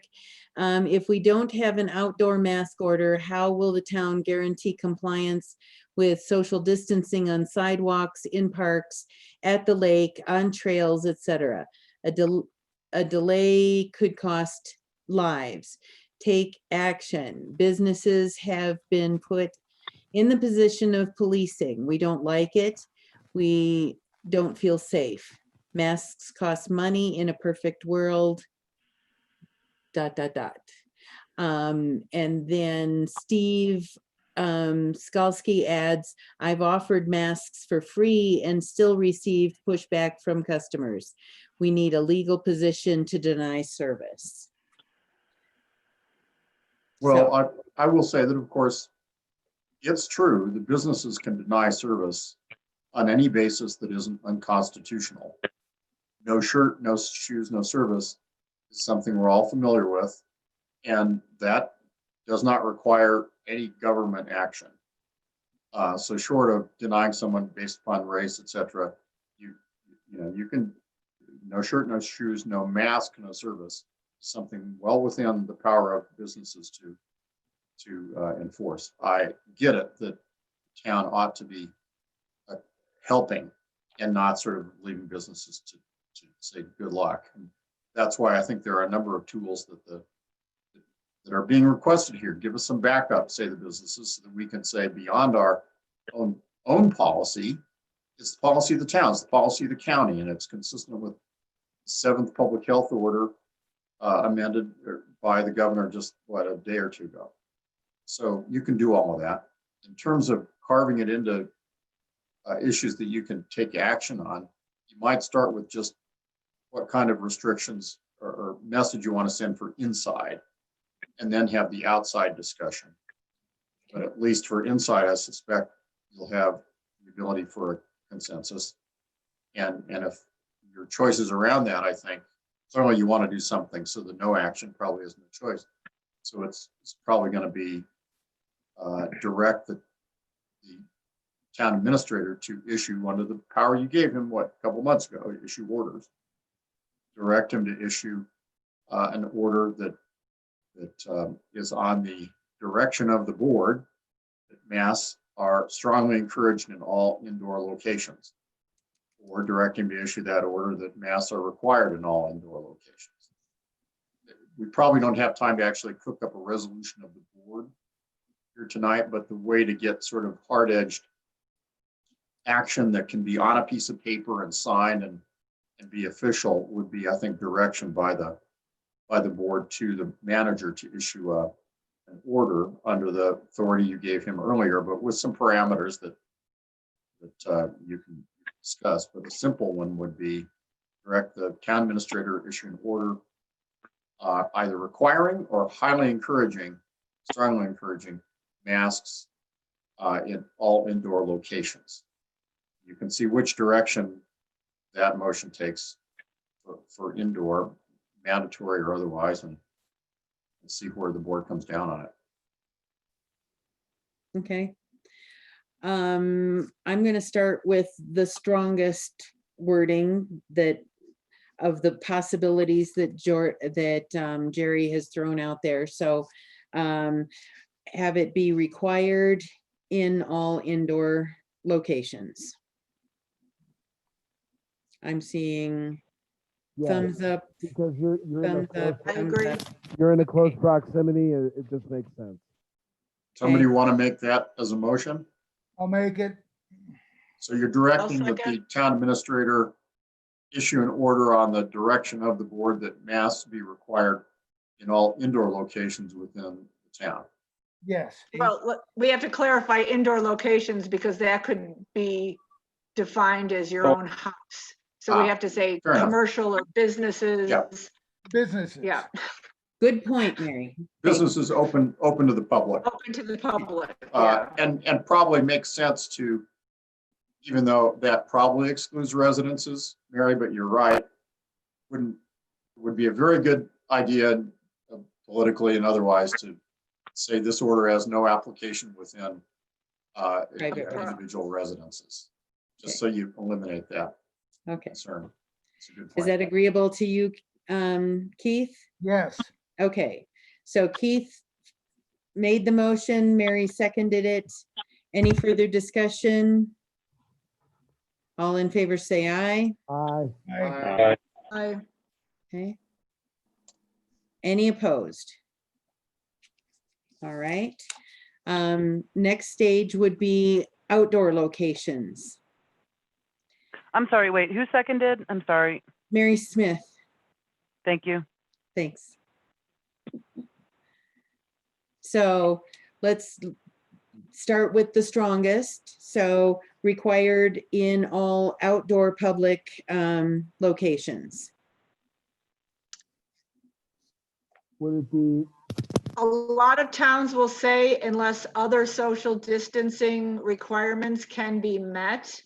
And I Okay. know that this is a gray area and people aren't there with their little 6-foot rulers and everything, but so that it's strongly recommended that, and then however the wording is, though if everyone is in favor of public places, I'm fine with that too.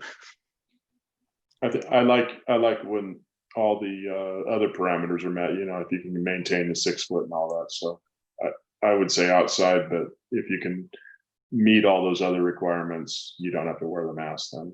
If you're alone hiking on a trail. So are you in favor of the required or strongly encouraged? I think strongly encouraged current, you know, right away. Okay. And maybe Some required, people, oh, go ahead. and maybe required if social distancing cannot be met. Yeah, I like that. Because That'd be good. in a hiking situation, a lot of times when you've got people going cross trails, you know, passing each other, some people who are not masked, you know, then you're breathing out and exerting yourself and you're breathing on the next person that you're passing within a foot of. So like Keith said, you know, if it can't be met, then you should be wearing one. Then you have to wear one. Okay. Okay. So we're back to masks are required in public outdoor areas unless distancing can be met in other means, in other ways. Is that another way to phrase it? Or what about family members? I mean, and all that. How do you roll that all in there?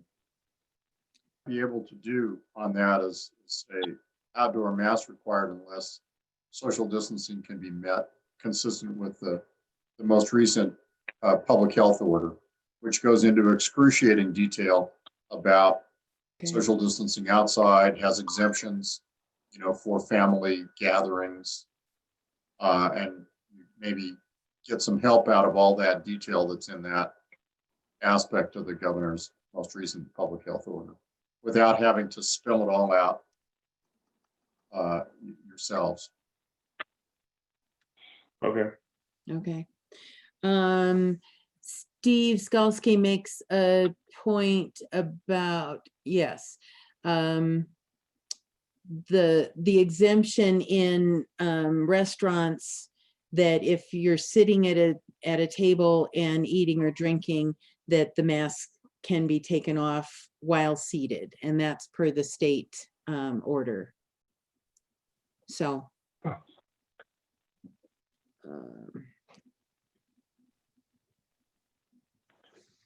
one other thing too is who's going to enforce this?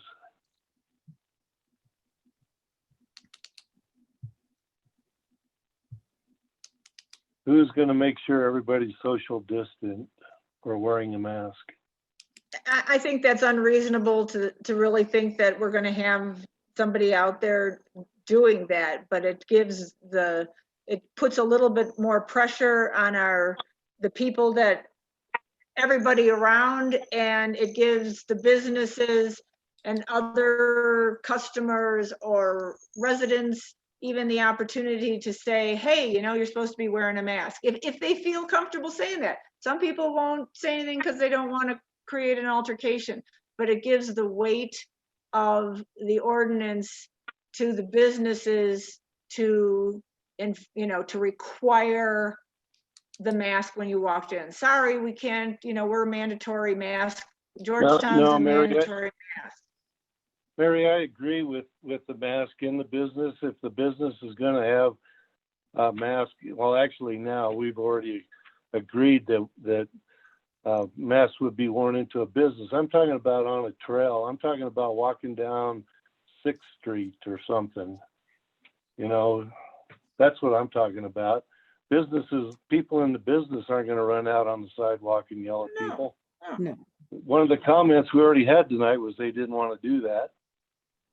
But you know what? The That's what police can't enforce the speed limit on every car on every road 24 hours a day. You know, the speed limit is there and hopefully most people comply.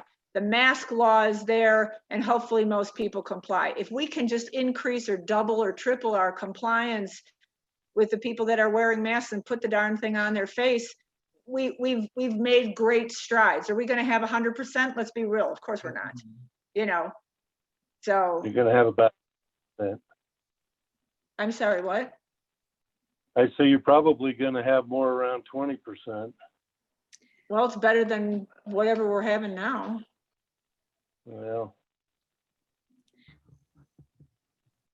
I don't know. I don't think we should not do something because we can't guarantee 100% enforcement. Yeah, we got to give it our best shot. And I think providing the business owners with something to hand out to the customers just, you know, makes it that more prevalent. Go ahead, Tim. You just keep seeing, you know, government sending out or making laws that they can't enforce, and people know that. I don't know. I just this is fine if this is what we need to do, but I think it should be an encouraged mask use outside, and to meet the whatever Jerry said, the social distance and whatever other criteria the governor's put out. Okay, thanks, Tim. Then we take that enforcement out of it. I'm just not sure that taking I'd rather leave it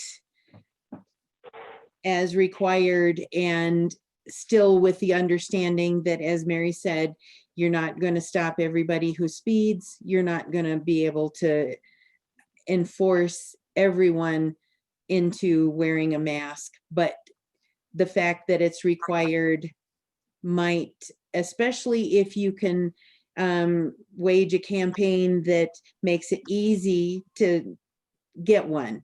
If they didn't bring one with them, there's one right at the door of the shop. They're actually talking about maybe making kiosks that can be put in the downtown areas that will dispense a mask, maybe a one-time use of hand sanitizer, just to promote that culture of caring for everybody else, doing what you're supposed to. I'm not saying you're wrong, Tim, but I think that softening it sends a message of, yeah, you can do whatever you want outside, because it's only strongly encouraged. Go ahead, Kent. I guess I would ask George, and maybe he got some feedback from the sheriff or from others, is what's been the discussion about enforcement from the county level regarding Guanella Pass, Echo Lake, other places, you know, outside, and all the different trailheads, Floyd Hill. What has been the discussion regarding enforcement the outside of those areas? Because that, I think, is germane to our discussion regarding enforcement of Georgetown Lake and our trails within town. I don't know that he's answered a question as direct as that one. I think he shares the concerns of Randy and John here about, you know, just not wanting to be in a position where he's expected to be policing all these trailheads all the time. That said, I tend to agree that, and maybe I'm overstepping my boundaries here, but I tend to agree that policymakers set rules, and we leave it to our law enforcement officers to prioritize the enforcement of those rules within the resources we give them. It's a little different at the county because the sheriff's an elected official, but I think that that's a healthy system. I think one of the great things about our legal system is that there's multiple opportunities for constraint because the DA can always drop charges too. And you know, one thing that I'm a little unsure on, and I don't know that it is entirely relevant, is I'm not sure what the penalty would be if you violate a town order. I know that if the county sets a public health order, the penalty is up to 18 months in jail, and I think in the $10,000 up to $10,000 range. So I don't know. I mean, I think that the Georgetown orders will give a lot of messaging capability to the towns or to the businesses, and may not have much teeth. But I'll leave it to your legal counsel to clarify that. And I'm not as concerned with the police officers enforcing the action. It's, are we going to have people trying to enforce it on their own in the outside? And I know that it's trying to get the habit in place so that people do it more often. Just trying to get there without having a bunch of confrontations about it and having people specifically trying to enforce that type of thing on their own. That's kind of what generated the big dust up at Georgetown Market at the beginning of this a couple months ago.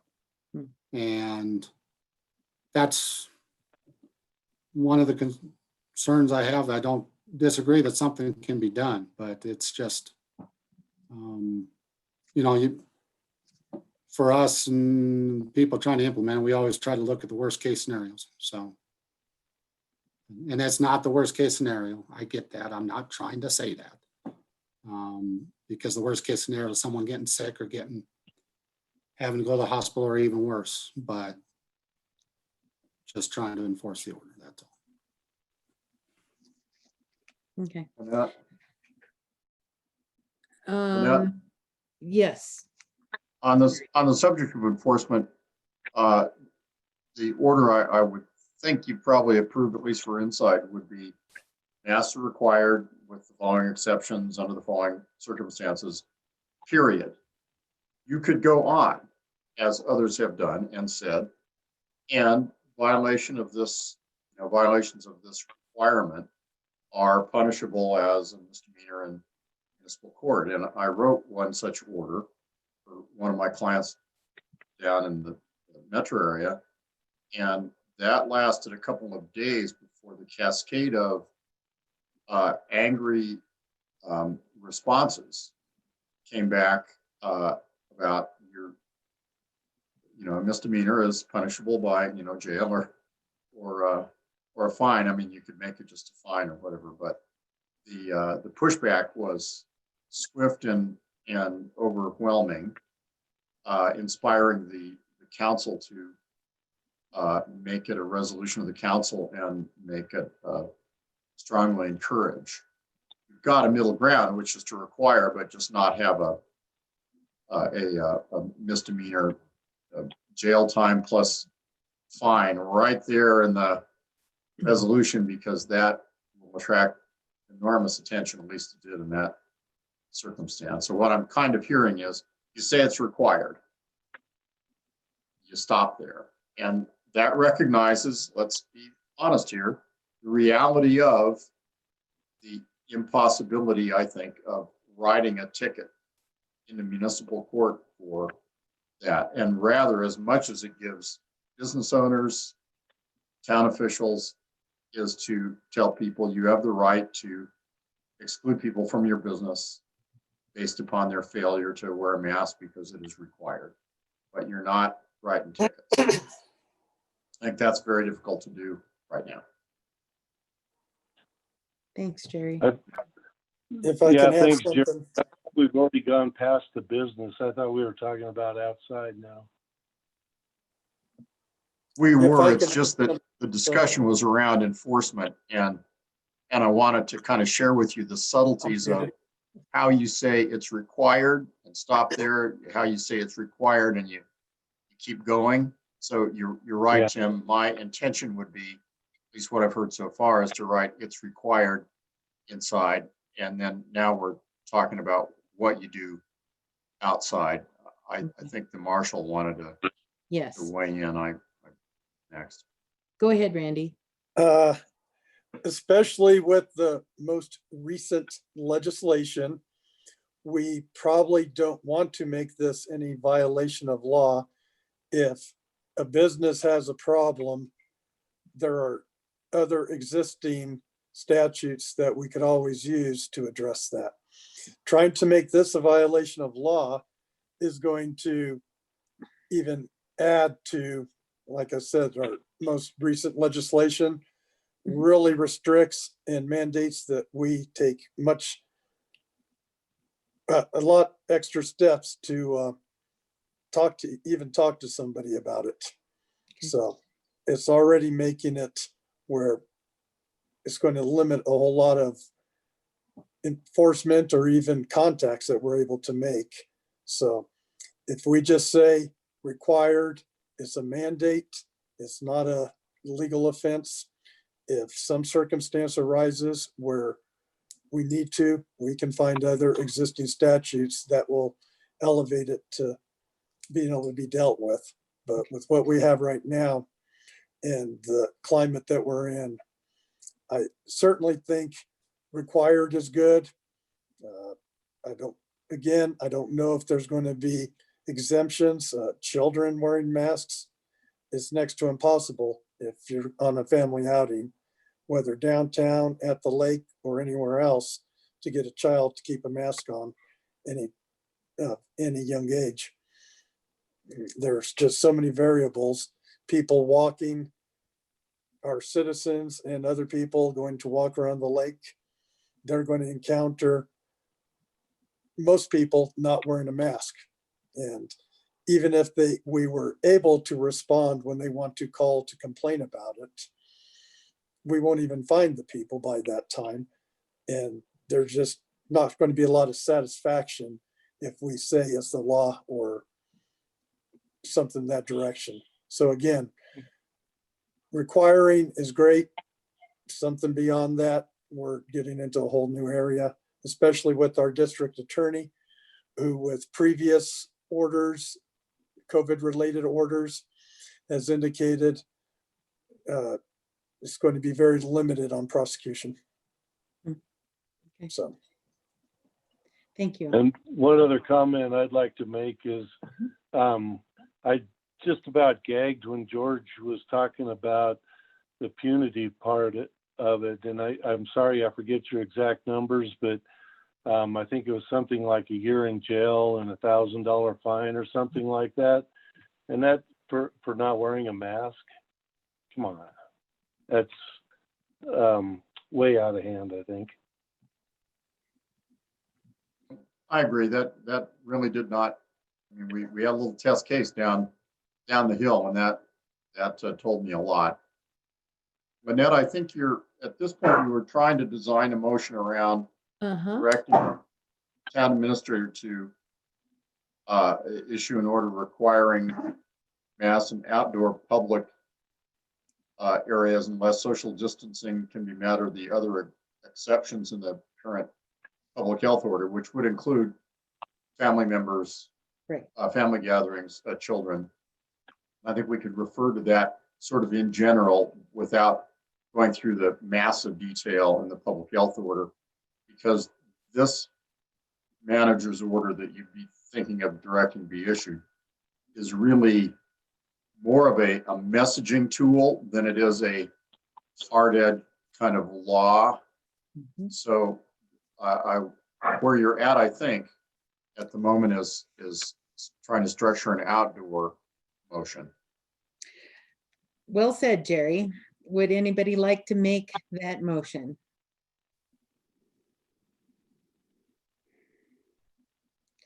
You're muted, Kent.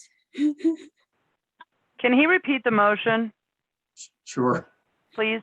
The board moved to direct the town administrator to issue an order under the authority granted by its resolution in March, requiring the wearing of masks by adults in public outdoor locations within the town, unless social distancing can be met, and with the exceptions granted for children, family groups, and others in the most recent governor's public health order.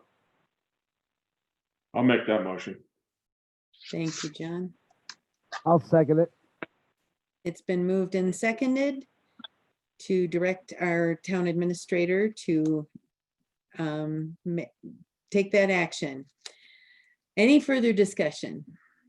Can I just throw in there that Yes. most mask requirements or laws or whatever you want to call them, they impact children above the age of 2. So by saying adults, I get where we're going here, but that leaves out a heck of a lot of people, and kids cough and sneeze and touch all sorts of things that we always try to teach them not to do anyway. So I don't think it should be just adults, because we've got a family walking into a business or whatever, and they got kids and they don't have to wear them. So I think we should be consistent with, I believe it's the state guidelines that it's children over 2.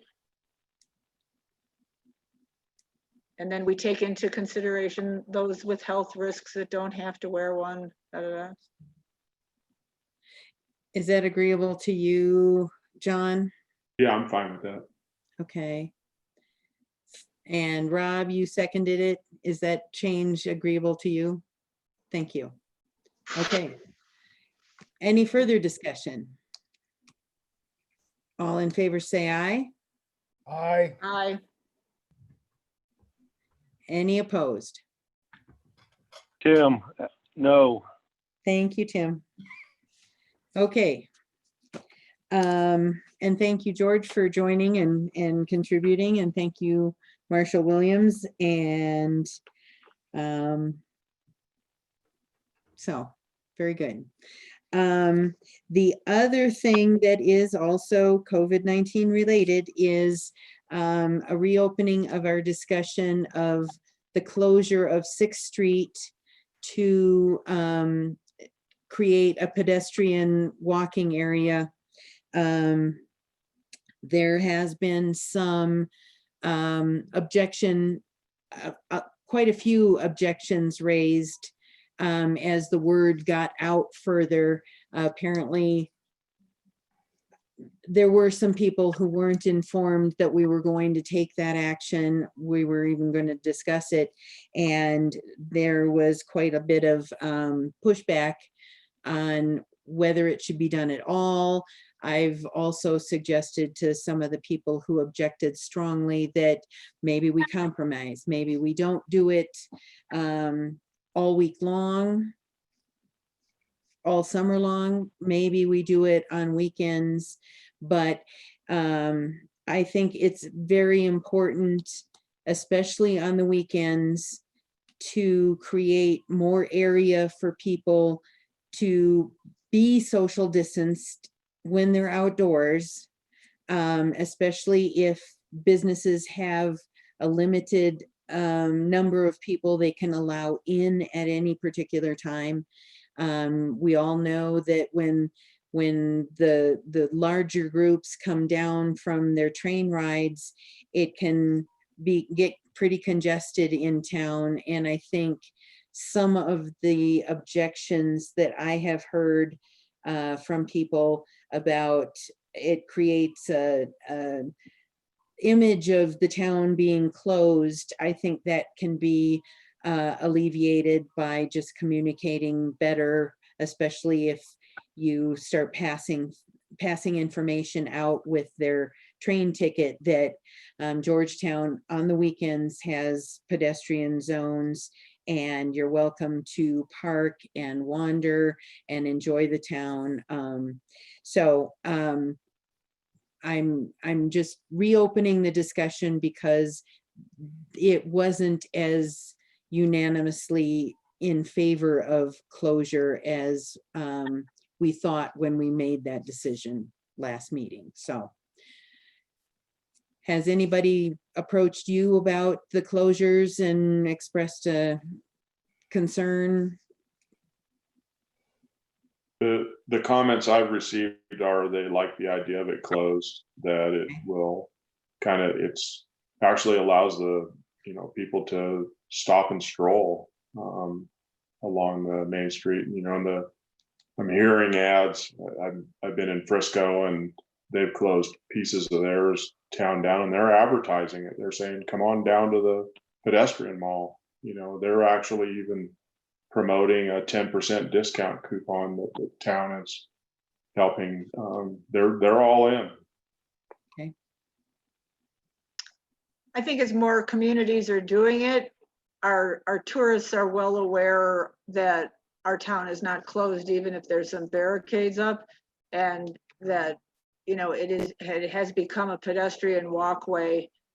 I also think it would be an undue burden on our town employees to open and close it 2 or 3 times a week and just have it open on weekends by pulling out the barricades or whatever. I know there's still going to be some of that required for some deliveries.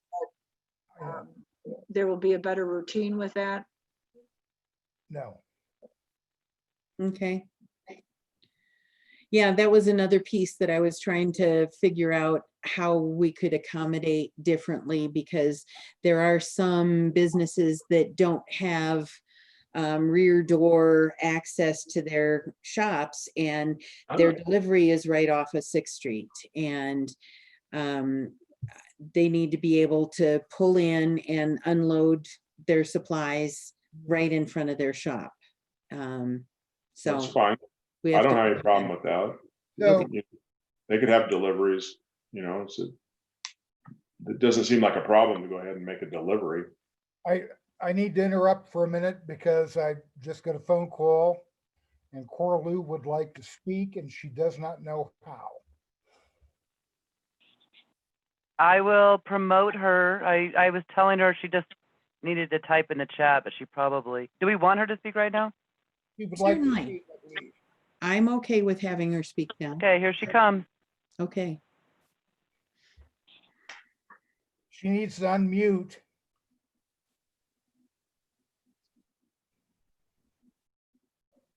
I don't know how to make her unmute. Cora Lou, can you unmute yourself?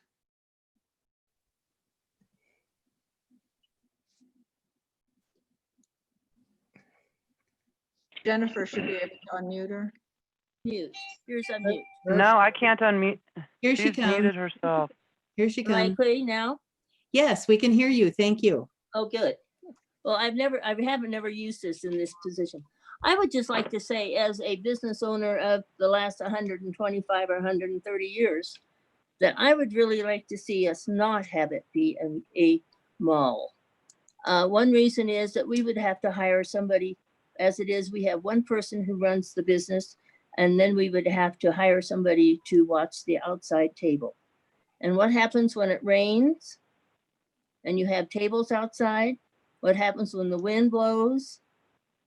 And we also have deliveries several times a week, and some of them are big trucks. In fact, we're expecting a big truck either in from New York or Chicago, which will have several pallets on it, and they have to come right up to the door, and they have to use their weight liftings on their trucks to get them off. It will hurt our business, I will tell you that much, because we cannot hire somebody. And I have spoken to quite a few people, and I know the majority would say that they would like to have the street as it is now. I think you people are not business people, and you're not downtown to see what happens. And I feel very strongly about this. We had a great weekend for our business. And I appreciate everybody's concern and so forth. I will also say on the mask, I had very few people who came in without a mask. And when they did, they said, "Do you mind?" And I said, "Yes, would you please put on a mask?" And they were very good about it. Am I still there? No, I'm lost. You are. Did you Oh, have more to thank you. say? But I just think that we need to think about our businesses. We need to think about the weather And we also have to think if people are going to have to add one more person on to watch their tables. You're creating a problem to the business people, and it's hard enough as it is. But I appreciate you trying to think it well of us. Thank you. Thank you, Corlu.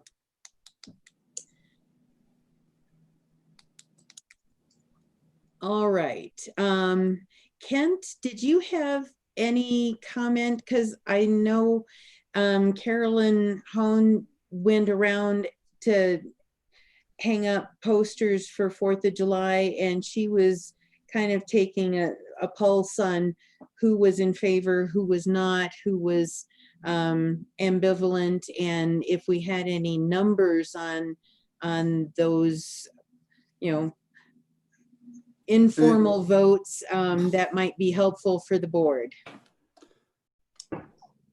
When Carolyn went around and talked with a number of businesses, the majority view was either in favor or neutral regarding it. I would have to look up her email again regarding it, and that's what I'm doing. But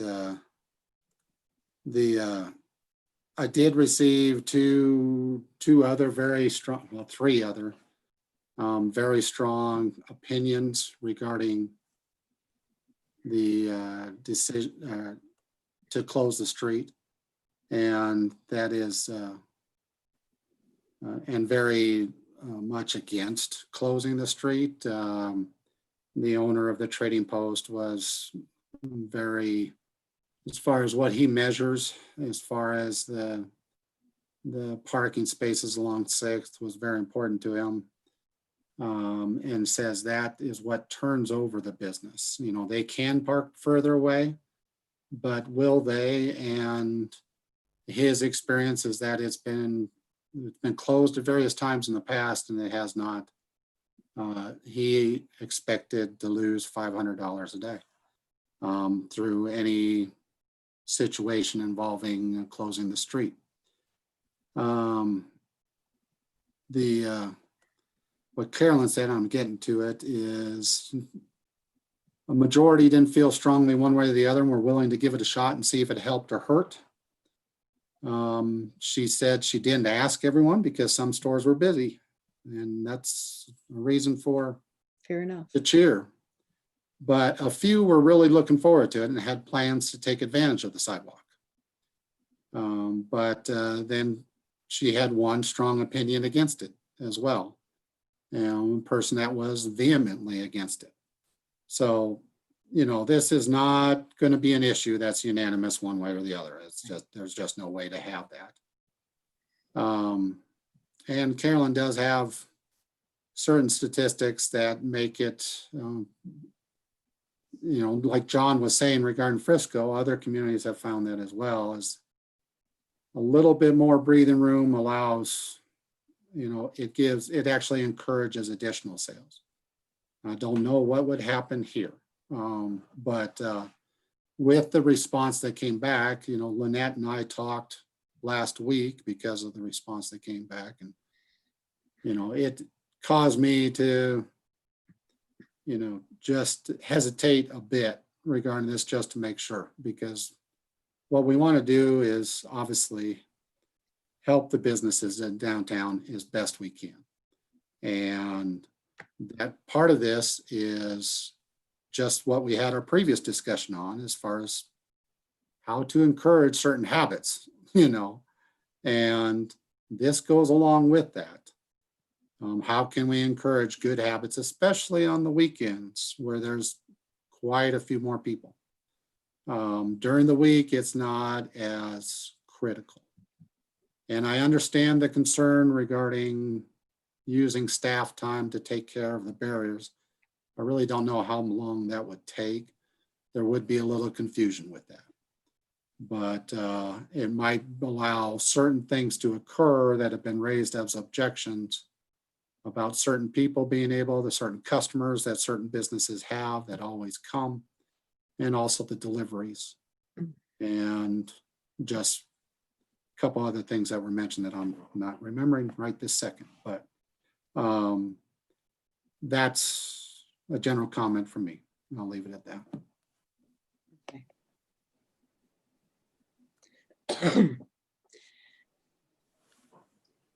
I'd like to make a comment if I could.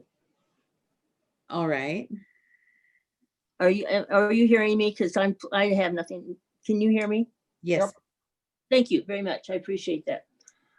I'm just saying that I really think if you think about the weather, today we had rain and we had wind.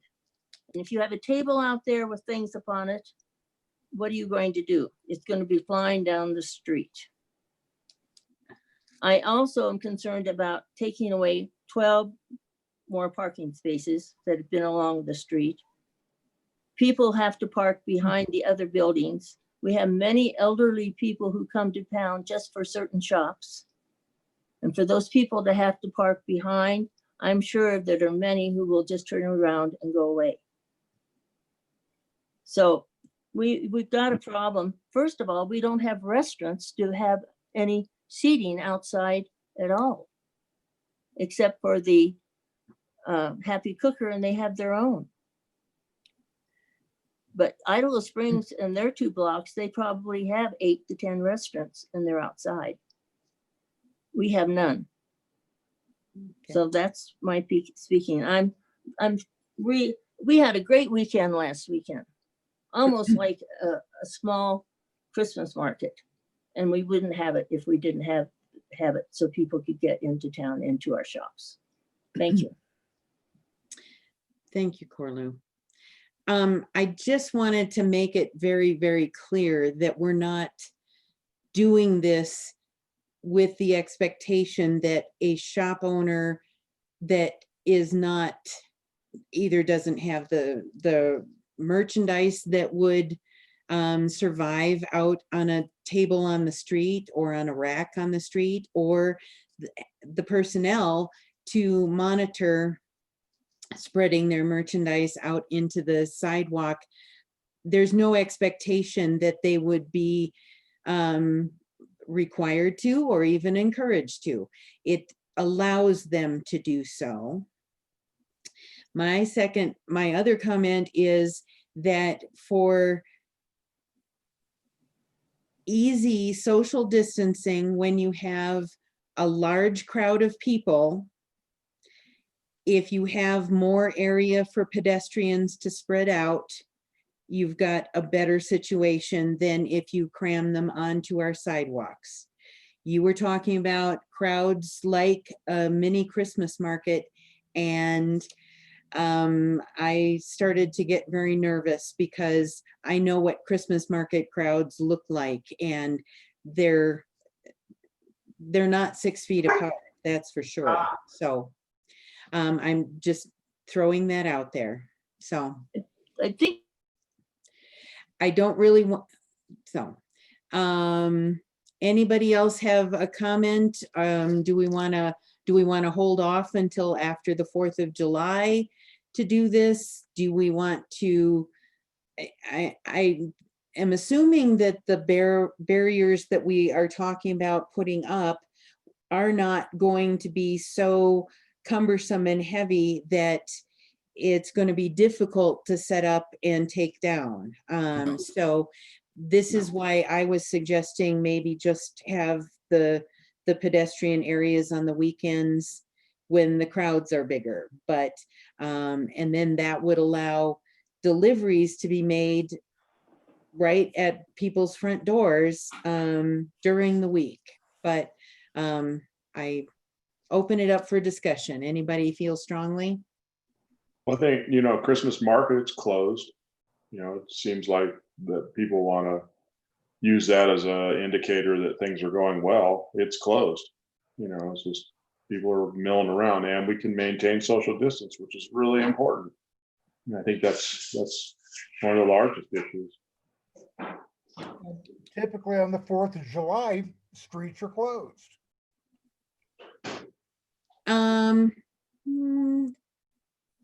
Not 100%. They get closed for the parade, but not necessarily for other closure. Yeah.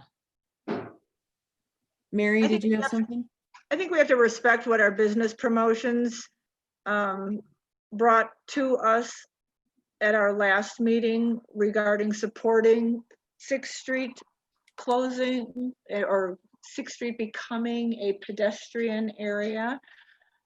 I also think that our mission here is to provide that social distancing for our guests and whoever else might be on 6th Street. So here we are implementing a strict mask requirement, and we want to give them that space. We're trying to change that culture all the way around. I agree with your point, Lynette, that we're not telling the businesses that they have to bring any type of merchandise out.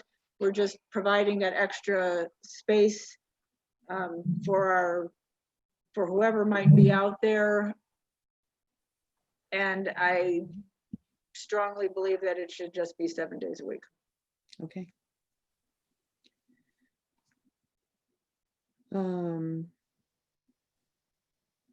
Any comments from Rob? Yeah, I like the idea of the weekends and what you said about the weekdays. Plus, it's like, in terms of like closure, one of the things we really ought to take direction from is Randy. Bring it up closer. We ought to take direction from Randy because Randy's got the experience over these things. In terms of enforcement or, ease of closing, Randy's got the experience with regard to what works and what doesn't. Well, and we had feedback from our police force and also from Clear Creek Fire Authority that this was a workable situation. So I think that base was covered. So Paul, any further thoughts? Yeah, my concern is it's not going to look like a Frisco. It's not going to look like an Idaho Springs. We don't have enough businesses, and it sounds like we may not have much interest for these businesses to create that pedestrian mall look. That was to help the businesses. Now, Mary's bringing up a good point. Do we close it down just for social distancing? And there aren't businesses out there because we don't have that many restaurants. We don't have the number of businesses to make it look like a pedestrian mall. But I think we should try it maybe just for a weekend. I know putting these berries up is it's not a big deal. Probably a couple flower pots or something like that. But give it a try, see how people react. Don't make it a mandatory thing, and don't close it down all week and jeopardize some businesses. But give it a shot for a weekend and see what the reaction is. That's my thought. My dogs are going to start wrestling. Hey, 100% of the shots you don't take don't go in the goal. Try it. I hear you. Tim, any thoughts?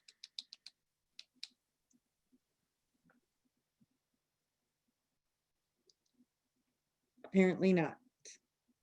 Hello? Yes, Jim. Yes. What?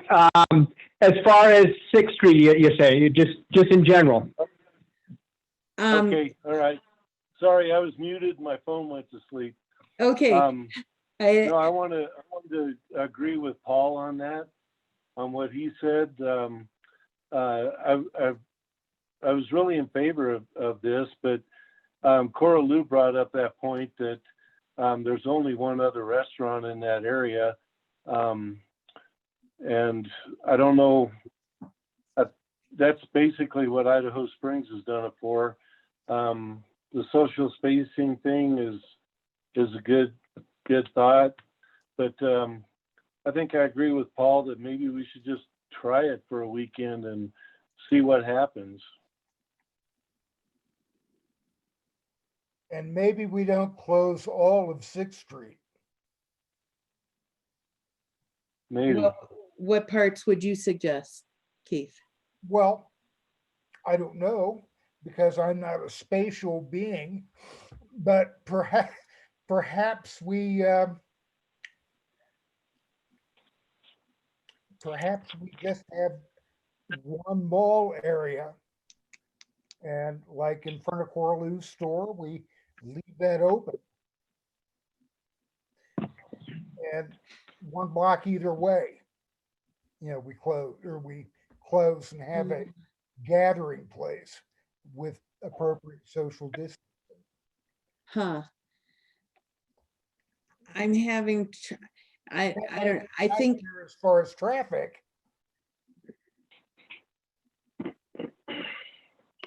Or maybe we could just try it for a weekend and see what the response is. Okay. We could also try it for a week and allow deliveries to happen. Even if the road is closed, we can move a barrier aside for the delivery truck to get in. And maybe we try it for a week and see what the effect is during the week, what the difference is on the weekend. This was always supposed to be pretty fluid and nimble. We have to shut it down and it has to stay that way all summer. If it's not working, then we stop doing it. That was the whole idea. Let's try it, see if this helps. My concern, especially with the social distancing piece, is that we've got a lot of visitors from out of town. They're riding the train, they're coming into town, and we don't want our citizens to be infected. So if it's too crowded for us downtown, then I suggest we stay home. If we also don't want to send everybody who comes to visit here home with a couple of virus in their pockets. We want them to go home and still be safe as well. And we've got areas around us. I'm thinking Boulder is the most recent one where there were 100 new cases. And that's all sprung up in the last couple of weeks since a lot of reopening and lots of parties and the protests and lots of not wearing masks and not social distancing. So and those are the folks that like to come up here. We're one of the destinations. So that's part of my push for, at least when there are crowds in the town, to have those as pedestrian areas so that people can be further apart from each other. That's my strong feeling on why we should be doing this. So I don't know if Steve Skalski is still on the call, but he had asked earlier to make a comment about this. Okay. Chat. There's been some chat from a few people, a few participants. Okay, yeah, Anne Marie says, right now I find myself as a community member having to walk down the middle of the street throughout the week due to people on the sidewalks. I would like the extra space for safety and peace of mind. Kevin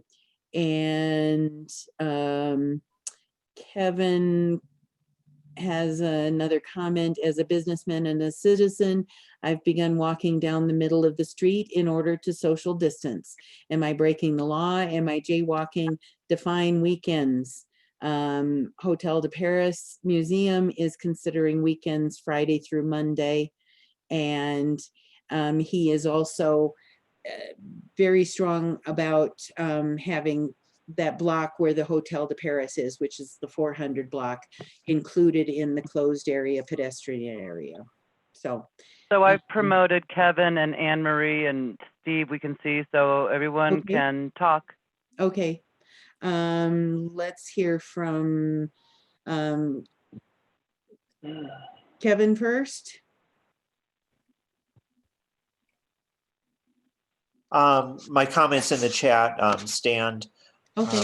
I said everything that I feel I need to, and I really appreciate how caring everybody is tonight and how much they're listening. So thank you for that. You're welcome. Thank you. Anne Marie, did you have more to add? No, I really didn't. Just what I wrote in the comments and pretty much what Kevin said. And thank you all for what you're doing and how you're approaching the situation. Okay, thank you. All right, Steve? Yes? Lynette, I would Um, like to, if I have a chance one more time. Okay, I'll come back to you, Corlu. Let's give Thank you. Steve a chance, please. Thanks. Sure, easy. Yeah, thank you. I think it's a great discussion, and I think the points being made are very relevant. I think they run the divide between what's good for business and what's good for individual businesses and what's good for public health and safety. I participated in 2 conference calls with the governor, and like many business owners, I've had my business shut down for over 2 months. And a requirement for me to reopen is to have practices in place to guarantee, not to guarantee, but to ensure safety. And so I see this matter as being a matter of public safety that overrides all other considerations, especially considering, the narrow streets and the amount of pedestrians we do get. I don't want to take money out of any business owner's pockets, especially mine. But being closed for 2 months opened my eyes to say there's got to be a good, solid compromise to ensure people can visit Georgetown in a very safe manner. Thank you. Thank you, Steve. Yes, Corlu. I just wanted to actually give a little bit of feeling on when I said I was like Christmas market. I allow only so many people come into the store, and they all have masks on, and they ask if they have to have them, and I say yes. When I say Christmas market, that means only certain people were in the store, but we had a good day when it comes to sales. And I think it's because people loved being out and they like coming into our store, but I cannot have my product out on the street. Understand. Okay, thank you. So,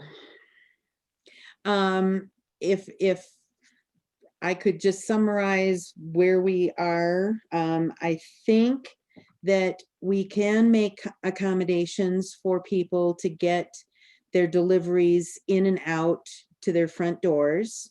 So I think just in improving our communication about when that needs to happen, I don't see any problem with that. I think it would be really good to, at least as it's been pointed out, weekends can stretch into Friday and stretch into Monday. So if this was set up on, if we were going to do just weekends, if it was set up on a Thursday evening and then taken down on Monday evening, I think that would, it would address the most crowded periods of the week. If everybody's in favor of that, I think Kent has figured out how we can do those street blocking off the streets efficiently and safely without making it impossible for the road crews to move the barriers. So I think at the very least, we should be trying it for weekends. If we wanted to try it for all week long, I don't foresee a problem in making sure that deliveries can get in and out as they are needed to be done. So do we want to try it for, say, 2 weeks and then get feedback from the merchants? And if it isn't working, let's tweak it, but let's give it a good try for a period of time. This is right when our traffic is increasing. So I think I'm in favor of trying it for the 2 weeks, but I leave it to you. I think I like it for 2 weeks, so we can look at it, but we can also put up a sign that says deliveries, accepted. The trucks can move around. The fire trucks have to get down the street. They're going to be able to get through. So it doesn't seem impossible to go ahead and leave a little spot for the delivery vans. I can support a full closure for a trial period. Okay. I like Tim? the weekends. Yeah, can you hear me? Yes. Okay. No, I'm good with the trial period. Okay. How about the other three? Okay, Rob says yes for 2 weeks. I agree with the trial. I'm concerned Friday through Monday, is that a little bit long to Yes. consider a weekend? Not if you look at the traffic on I-70, I don't think. Well, if you look at the traffic in town. Oh, wait, are we talking about closing it down for the full, Full 2 or weeks. making it the pedestrian for every 7 days a week? So for 7. so through the 4th of July holiday, and so truly the next time we're going to be meeting is the 14th. So we're talking through July 14th. Correct. Okay. Correct. You said 2 weeks. It's not closed yet, Corlu. I know, but your motion was 2 weeks and now you're stretching it to a Okay. month. All right. No, it's not for a month. No, If you go to the next meeting. Anyway, you said 2 weeks. I realize that. So we're talking 2 full weeks. Starting, are we prepared to start this weekend, or will it be probably just before the next weekend? It could be by the end of this week and start it then. The 4th of July holiday would be included with that, so. Okay. So starting on Friday of this week? Either starting Friday or on Monday of next week. Getting set And up and it'd be, social distancing is important. it is. It is. I suggest starting as soon as possible, and then Okay. at the next meeting, we'll review how it went. Okay. Are we Sounds talking good. just about the weekends being No. closed No. for full 2 weeks? Yes. Oh, I don't like that. Okay. Somebody already stated they're gonna be losing $500 a day. I thought we were talking about trying it for weekends, for 2 weekends. I see. Okay.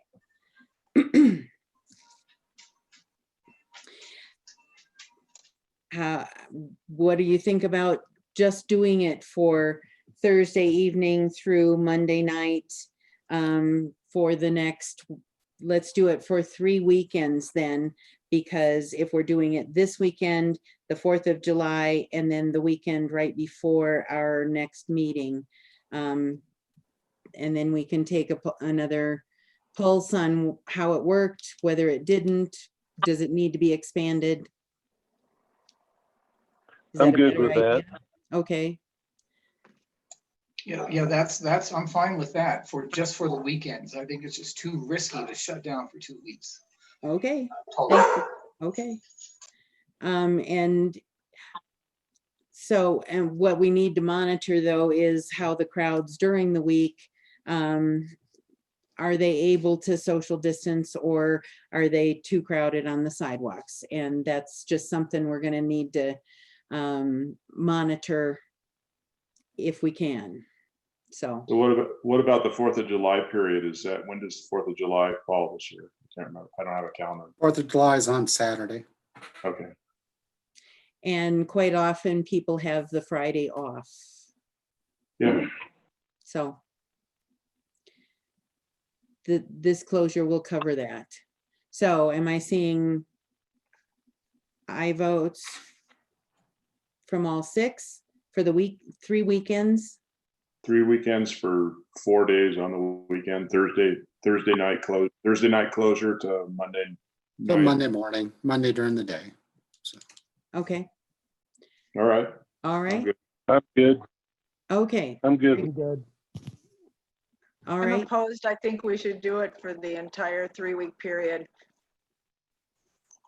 Some Okay. of us have businesses, and we have to earn some money.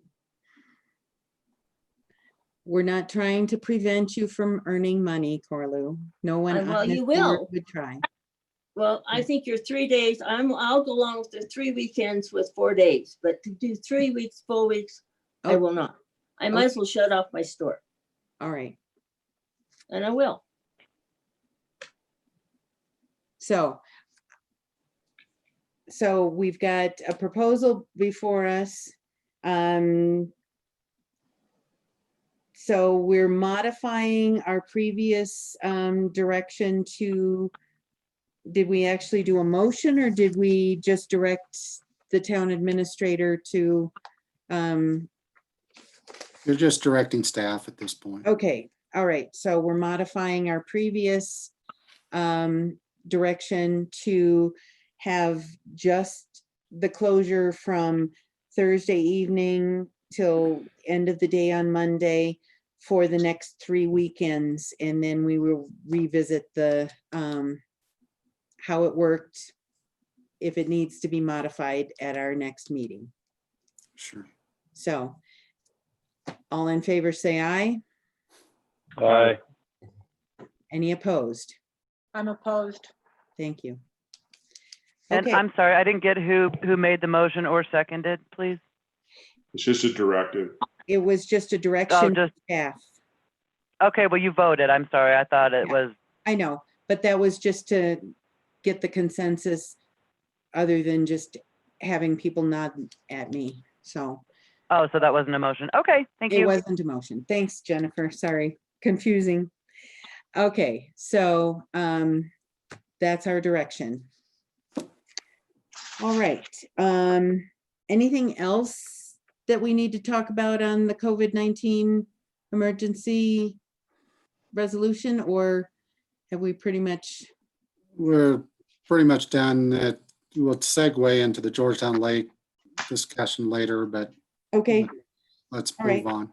All right, wonderful. We still have an executive session that may take a little while. Yes, I too. know. Yep.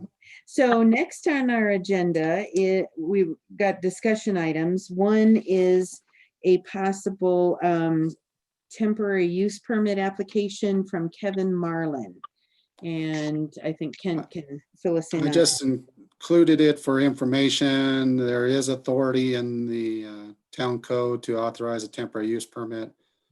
Kevin Marlin will be building a house in the 1700 block of Main Street.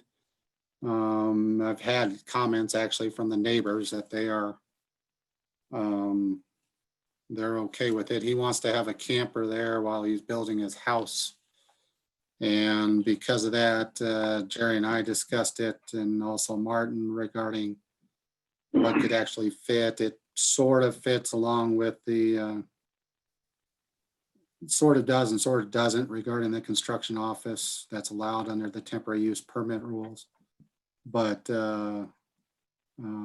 this would be it'd be an authorization under that kind of works with that. And it can go to, and Kevin had said he'd be willing to if it was absolutely necessary, but he's just trying to have a camper there so he can be able to be on site for more time to actually build his house this summer. So, Jerry, did you want to add anything to what I said there? No, other than just making sure that you're advising the board that's what you're intending to do. You don't need a motion from the board. I don't Not the intend for board. any action by the board, no. It's not the board issuing the permit, but it's Kent advising the board that he intends to issue that permit under those conditions. Correct, Kent? Yes, sir. The applicant already has the trailer there, you know. Yeah, but I don't think he's living there, so. And is he going to be the homeowner? I mean, is he going to be the resident homeowner of that property? I mean, Yes. he's building it for himself. Yes. Yes, and he's presented it to DRC and gone through all those. He ended up going to DRC 2 or 3 different times because they gave him feedback regarding his house, but he's the one building it and he's the one going to be living in it. So.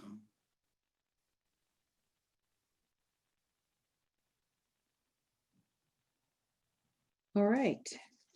Any other questions for Kent before we move on? Or comments? Okay. On we go. Georgetown Lake update. And this, I may need assistance from my police marshal, which he's coming back online now. Yeah. Coming back on video. Or the other officers, is that the weekends have become, well, I'll let you describe it, Randy, I guess, more than I. I don't even know what there is to describe. It's such a significant amount of people that I don't think we've ever seen it to this degree. It might be just COVID related, where everybody's ready to get out. We are having a lot of parking issues.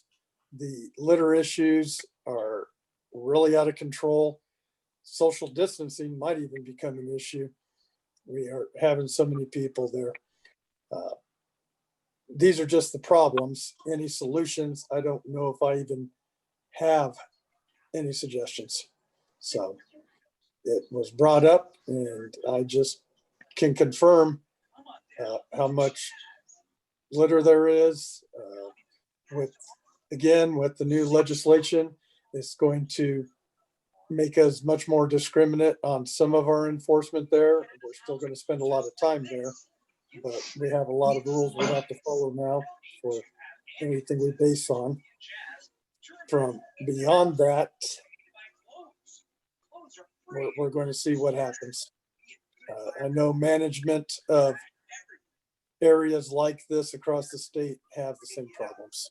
So that's about what I have, is just to say it's absolutely blown up. If anybody wants to complain and say it seems worse than ever, they might be right. So is the parking overflowing the parking areas? Absolutely. Okay. Absolutely.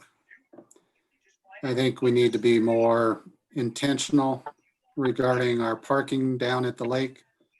We need to be intentional, and we also need to be, I think we need to investigate and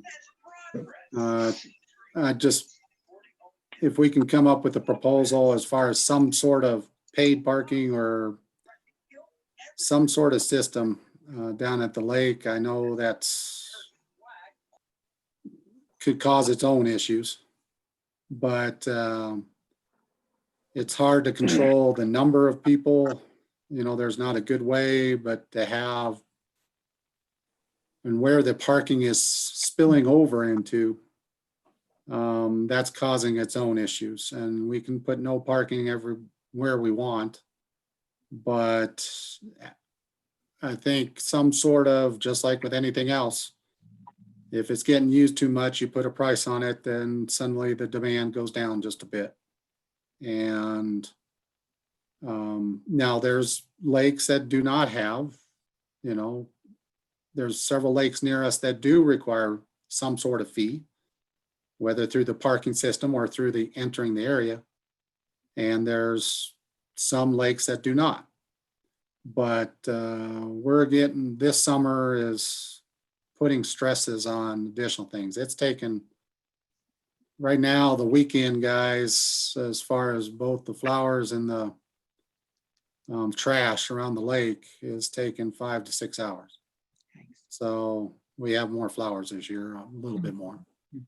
But the trash is, and then I'm getting calls on the weekends at various times, either from one of the police officers or from somebody else, saying that trash needs to be taken care of, when the person had already gone and taken care of the trash in the morning.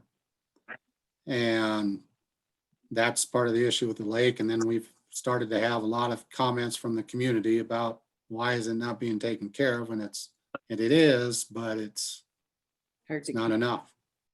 So it's just that type of thing. So Yeah, I I've guess what been I'm down asking the board is, do we look into something like that? So I was down there several times this last weekend, and the parking is extremely difficult. And I think they get overflow parking over in the brewery's parking lot, and and you see the brewery chasing people out of there, and they're trying to move around down there.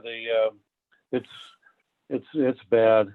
What I was wondering is, can we put up signs and direct people for overflow parking down at the event parking area or something like that? Just create more parking for them. We can do that. That can be part of the solution, although a lot of people are not willing to walk around the lake, but you don't want to walk 500 yards to walk around the lake. But well, and Alvarado Road has gotten kind of narrow in that spot. So throwing that many people as pedestrians along the street, I'm not real keen on that idea. Not without a walkway alongside it. It doesn't even have great shoulders. That's even a concern on 22nd Street with the amount of people that park there at the corner, the pedestrians and the vehicles on 22nd Street at the bridge. Oh boy. It's, yeah, I mean, Tim, I'm sure you see it, and, I know our police officers see it. That fence, when that came down, the cars, at least that regulated a little bit the parking at that corner at 22nd and Alvarado or Argentine, whatever you want to call it. And now they're back to parking all over the place. If we do pay parking or a fee parking, we're going to have to post a heck of a lot more no parking signs along frontage road there and the side streets, because people will be trying to, park along Clear Creek Drive and further on up to continue to access the lake. That is our plan, is we've already got signs on order to limit the parking on Argentine Street for the most part for the full length, because we've had so many people parking there, their families running in the street. Traffic already travels too fast on that street. It's not an area where it's meant to be parked, where there's vehicles meant to be parked on either side. So that is in the works to get the parking closed down and better signed all along that route. Clear Creek Drive is absolutely going to become more of a problem. And unless we just start putting up more no parking signs there. And I think that's necessary under the conditions, even along 22nd Street. And Randy, and your team sees it when the cars are backing out of there onto 22nd to get out of their parking place, and everyone's walking around, and there is a lot more traffic because of Cabin Creek Brewery, and I'm glad for them. I'm glad for the activity, but we've got a lot of issues down there that need to be addressed, and it's going to continue because we're building up that area. We've got the hotel coming in and the brewery coming in, and we're trying to enhance our lake, and maybe some of it's COVID related. Maybe next weekend when Vail opens, more people go further west, but we need better walkway areas and then to protect the businesses in the residential community around it. There is actually more public parking that will be developed as part of the Bighorn Crossing development. It's just not in a very close upcoming phase. It's later on. So maybe the best thing to do is just to limit parking, put up no parking signs, and if there's no place for you to park, then you got to go to the next lake. We'll see if that'll work. I still, I'm still going back to the same thing about how if you put a parking fee down there, how are you going to collect it, and how are you going to make sure everybody pays it? I think that's a big obstacle. I think you shut them down. If they can't park, then they can't fish. Okay. All right, well, let's see how the, no parking signs work and, I see this. I could use And some work. he what? He could collect parking fees. I'm not sure he's ready to put in a full day. Well, he has to get a mask. Yes, he does. Apparently it's getting late. It is. It is. So, and the only other thing I wanted to throw in was, as of last Friday's update from Ula Karen Johnson, who is the census coordinator for Clear Creek County, Georgetown's self-reporting is up to 46.6% of our estimate population. So it is almost as good as the 2010 self-reporting, and we're doing better. It definitely, all 4 towns and cities took a nice increase, and so keep up the good work, Georgetown. So I think at this point, unless somebody has anything else for staff report or discussion items, yes, Kent?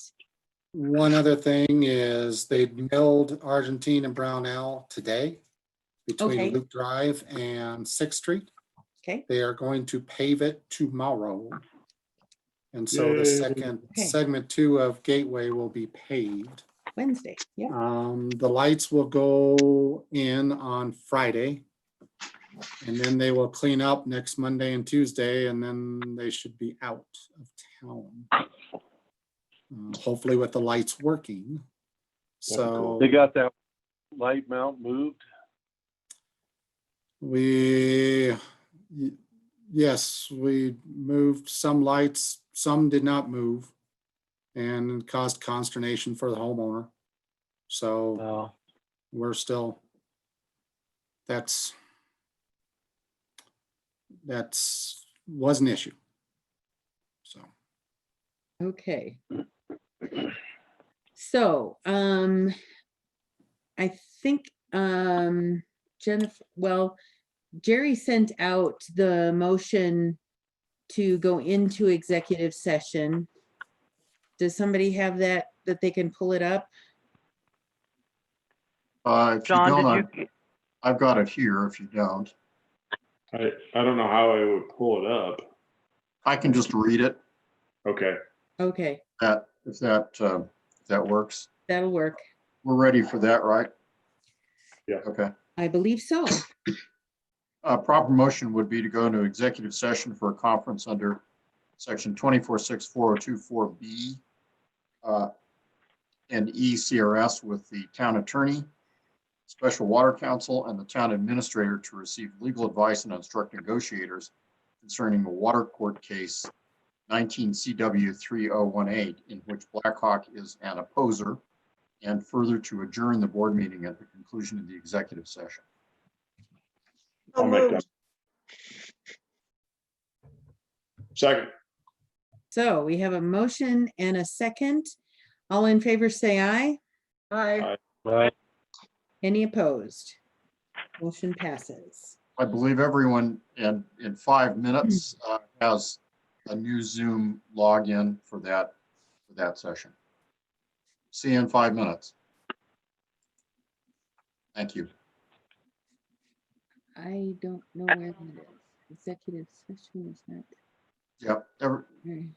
Jennifer sent out an email with the Zoom link for the executive session, separate Zoom link.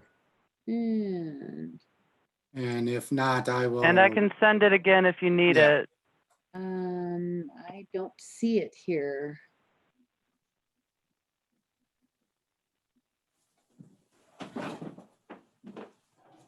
Nope. Okay. Send it to everybody at 3:38 p.m.